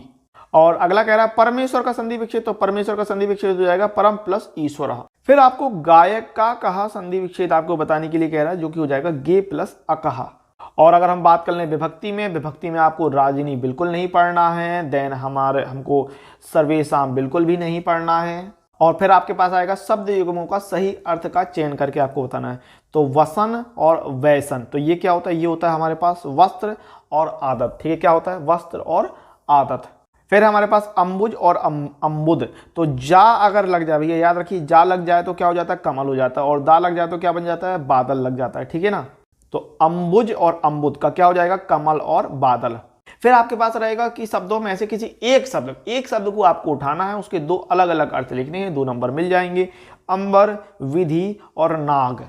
तो अंबर का बादल और वस्त्र होता है, याद रखिएगा। विधि का तरीका और भाग होता है। नाग कई बार पूछा गया ये शब्द, सर्प और हाथी, ठीक है, नाग जो है कई बार पूछा गया है, सर्प और हाथी हो जाएगा। फिर आगे रहेगा वाक्यांशों के लिए एक शब्द का चयन करना, आपको 2 सवाल दिए रहेंगे यहाँ पर, जो आंखों के सामने हो, यानी कि प्रत्यक्ष रूप से आपके सामने हो, जो आंखों के सामने हो, ठीक है। जानने की इच्छा रखने वाला जिज्ञासु, जानने की इच्छा रखने वाला जिज्ञासु। इसके बाद रहेंगे हमारे पास 4 वाक्य, जिनमें आपको 2 वाक्यों को शुद्ध करने के लिए रहेगा 2 नंबर रहेंगे। तुम तो कुर्सी में बैठे हो, नहीं, तुम तो कुर्सी पर बैठे हो, ठीक है ना। शुद्ध क्या हो जाएगा, तुम तो कुर्सी पर बैठे हो, कुर्सी में नहीं, कुर्सी पर बैठे हो। इस सरोवर में अनेकों कमल खिले हैं, अनेकों कमल नहीं, अनेक कमल खिले हैं, क्या हो जाएगा अनेक कमल खिले हैं। फिर सम्मेलन में कवित्री ने भाग लिए, कवित्री नहीं कवयित्री, ठीक है, कवित्री नहीं कवयित्री। फिर कृपया अवकाश देने की कृपा करें, नहीं अवकाश देने की कृपा करें, ठीक है।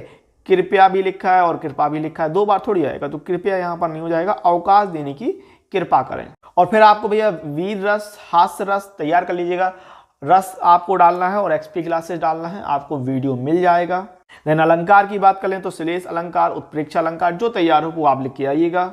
शानदार तरीके से छंद में अगर हम बात कर लें तो इसी प्रकार दोहा अथवा सोठा, जो भी आपको तैयार हो, तैयार आपको करना है। बढ़िया तरीके से एक पेज में सारे उदाहरण लिख लीजिएगा, उसको अच्छी तरीके से याद कर लीजिएगा, ठीक है। रस छंद अलंकार में आपको बिल्कुल भी गलती नहीं करना है, 6 नंबर रहेंगे, पूरी तरीके से तैयार करवाए गए हैं, वीडियो आपको दिए गए हैं। बस आपको अगर नहीं मिले वीडियो तो सर्च मार लेना, रस एक्सपी क्लासेस, छंद एक्सपी क्लासेस और अलंकार एक्सपी क्लासेस करके वीडियो आपको मिल जाएंगे। फिर हम लोग बात कर लेते हैं बैंक से ऋण लेने की। भैया ये आपको एप्लीकेशन जरूर तैयार करना है। बैंक से ऋण लेने पर फिर वो किसी भी प्रकार का ऋण हो सकता है, रोजगार करने के लिए, व्यवसाय करने के लिए, कैसा भी आपका बैंक से लोन लेने के लिए बैंक के मैनेजर को, बैंक के प्रबंधक को आवेदन पत्र लिखने के लिए जरूर तैयार करके जाइएगा। 6 नंबर आपको 100% मिल जाएंगे, बेहतरीन वाले। ये आपको ऋण लोन वाला ना अच्छी तरीके से तैयार करना है। और कार्यालय में लिपिक पद में नियुक्ति हेतु कार्यालय अधीक्षक को संबोधित करते हुए आवेदन प्रस्तुत कीजिए, ये आपको करना ही करना है, ठीक है। देन हम लोग आ जाएंगे निबंध पर। निबंध में आपके लिए रहेंगे 9 नंबर, जहां पर आपको स्वच्छता अभियान, जन जन का कल्याण, आतंकवाद समस्या और समाधान, कंप्यूटर विज्ञान की आवश्यकता, भारत में समाचार पत्रों की भूमिका और देशाटन से लाभ, ये आपसे पूछ रहा है, ठीक है ना। तो यहाँ पर आप आतंकवाद का कर लीजिएगा, बेरोजगारी वाला कर लीजिएगा, और पर्यावरण प्रदूषण वाला कर लीजिएगा, विज्ञान अभिशाप वाला कर लीजिएगा, मेरे प्रिय कवि वाला कर लीजिएगा। और बेहतरीन तरीके से आपने 2019 के सभी सेट देख लिए। 2019 का हम आखिरी सेट देखने वाले हैं, सेट नंबर 7 302 CY करके, ठीक है।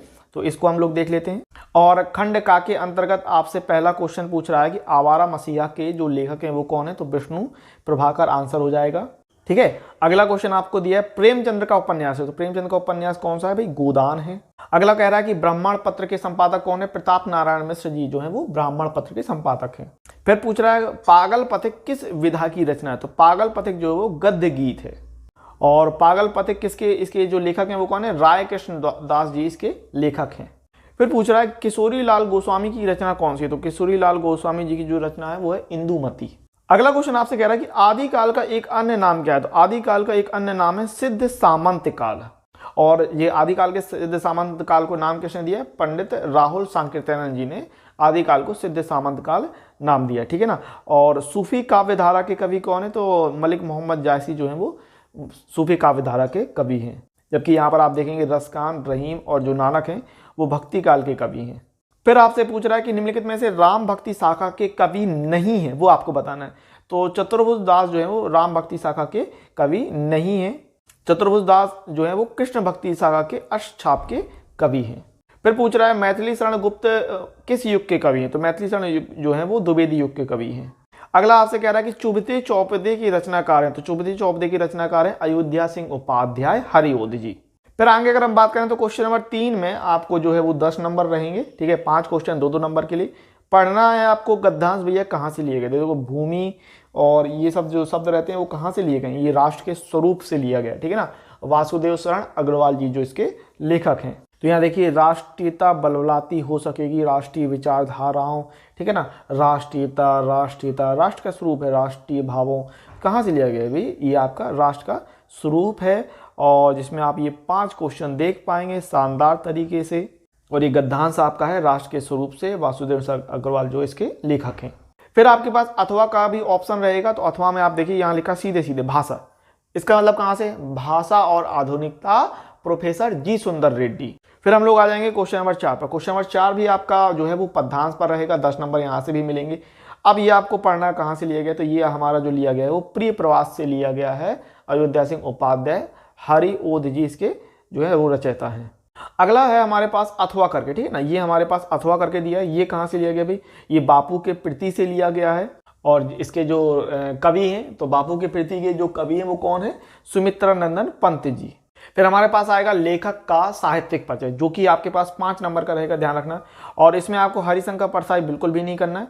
और वासुदेव शरण अग्रवाल, प्रोफेसर जी सुंदर रेड्डी, हजारी प्रसाद द्विवेदी या फिर एपीजे अब्दुल कलाम, जो भी आपको तैयार हो वो आप करके आइएगा।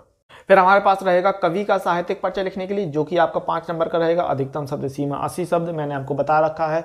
10 से 12 लाइन में लिखना है, एक पेज में आपको फिनिश करना है। फिर अगला क्वेश्चन रहेगा आपका कहानी से संबंधित ध्रुव यात्रा पंचलाइट, ठीक है। और ये आपका 5 नंबर का रहेगा। यहाँ पर भी आपको अधिकतम शब्द सीमा 80 शब्दों का प्रयोग करना है। फिर अगला क्वेश्चन रहेगा आपका खंड काव्य पर आधारित, ठीक है ना। तो खंड काव्य पर आधारित ये भी 5 नंबर का रहेगा। अधिकतम शब्द सीमा 80 शब्द। जो भी आपके जिले में खंड काव्य हो वो आपको करके आना है। और फिर हमारा शुरू हो जाएगा भाई जो सेक्शन नंबर 2 है खंड खा, ठीक है। तो खंड खा में आपको ये देखना ये कहाँ से लिया गया? संस्कृत भाषाया महत्तम से लिया गया है। ये संस्कृत भाषाया महत्तम वाला आपका दिया हुआ है, ठीक है। तो संस्कृत दिग्दर्शिका के संस्कृत भाषाया महत्तम से शीर्षक से ये लिया गया है। और अथवा का भी ऑप्शन है। तो अथवा में जो आपको रहेगा ये कहाँ से लिया गया? देखिए महामना लिखा ना, महामना। तो कहाँ से लिया गया? महामना मालवीय जो पाठ है उससे लिया गया है ये। फिर हमारे पास श्लोक रहेगा भैया, 7 नंबर का श्लोक रहेगा, ठीक है ना। कहाँ से लिया गया? ये सुभाषित रत्नानी से लिया गया, ठीक है। कहाँ से लिया गया? ये सुभाषित रत्नानी से लिया गया है। और अथवा करके ये आप श्लोक देख रहे हैं ये आपको दिया है पंचशील सिद्धांत पाठ से लिया गया है, ठीक है। फिर आ जाते हैं हम लोग मुहावरे और लोकोक्तियों पर। एक करना है आपको, ध्यान रखिएगा। अधजल गगरी छलकत जाए, अकेला चना भाड़ नहीं फोड़ सकता, 3 तेरा दिखा होना और अंगूठा दिखाना। फिर आपसे कह रहा कि भाई हमारे पास आ जाएंगे संधि विच्छेद, ठीक है ना। तो संधि विच्छेद 3 रहेंगे, विभक्ति 2 रहेंगी। देवर्षि का संधि विच्छेद आपको बताना है। तो देव प्लस ऋषि हो जाता है, क्या हो जाएगा? देव प्लस ऋषि हो जाएगा। विष्णुवे का संधि विच्छेद क्या हो जाएगा? विष्णु प्लस ए हो जाएगा, ठीक है ना। और नायिका का संधि विच्छेद क्या हो जाएगा? नायिका का संधि विच्छेद हो जाएगा ने प्लस अकह करके। आगे आपसे कहेगा विभक्ति के लिए, तो आपको बताना है नामने में विभक्ति और वचन कौन सा? तो चतुर्थी विभक्ति और एक वचन है। और भैया मेरे राजनाम को तो आपको बिल्कुल भी तैयार नहीं करना है। अगला है हमारे पास शब्द युग्मों का सही अर्थ बताना है। तो अंश और अंश ये आपको कई बार पूछा गया। अंश और अंश तो क्या होता है? अंश का मतलब कंधा और अंश का मतलब हिस्सा, ठीक है ना। तो आंसर हो जाएगा कंधा और हिस्सा। अगला आपसे कह रहा है आकार और आकार। तो आकार होता है खान और आकार होता है रूप, ठीक है। याद रखिएगा खान और रूप। फिर हमारे पास आ जाएंगे एक शब्द के 2 अलग अलग अर्थ लिखना है। कनक, गौ, नाग, ठीक है। तो यहां देख लेंगे कनक का मतलब सोना धतूरा, गौ का मतलब गाय भूमि, नाग का मतलब सांप और पर्वत। फिर भैया हमारे पास आते हैं वाक्यांशों के लिए एक शब्द। तो जो किए गए उपकार को मानता है वो होता है कृतज्ञ। कौन सा होता है? कृतज्ञ। जो माने भैया हाँ उपकार है, एहसान है, तो वो होता है कृतज्ञ। और जानने की इच्छा रखने वाला जिज्ञासु हो जाता है। फिर हमारे पास 4 वाक्य रहेंगे, 4 सेंटेंस, उनको आपको सिद्ध करना है। दही बहुत खट्टी है, शेर को देखकर उसका प्राण सूख गया, आपके आशीर्वाद से मेरा काम हो गया, मेरे को कुछ नहीं मालूम है। तो यहाँ आप सही कर लेंगे, दही बहुत खट्टी है, नहीं, दही बहुत खट्टा है। शेर को देखकर उसका प्राण सूख गए, नहीं, शेर को देखकर उसके प्राण सूख गए, उसका नहीं, उसके प्राण सूख गए। आपके आशीर्वाद से मेरा काम हो गया, ठीक है ना, तो आपके आशीर्वाद से मेरा काम हो गया, बिल्कुल सही है। और मेरे को कुछ नहीं मालूम, नहीं, मुझे कुछ नहीं मालूम है, ठीक है, मुझे कुछ नहीं मालूम है। फिर हमें भैया हमारे पास आ जाता है रस छंद अलंकार, जिसको आपको श्रृंगार रस, वीर रस, जो आपको तैयार है वो करके आना है, ठीक है ना। अलंकार में श्लेष अलंकार, उत्प्रेक्षा अलंकार बेहतर तरीके से करके आइएगा। फिर हमारे पास आ जाते हैं छंद, तो दोहा, कुंडलिया, जो भी आपको बेहतर तरीके से तैयार है, पढ़ाया गया है, सिखाया गया है, समझाया गया है कई बार, तो भैया उसको जरूर से जरूर करके आना, ठीक है ना।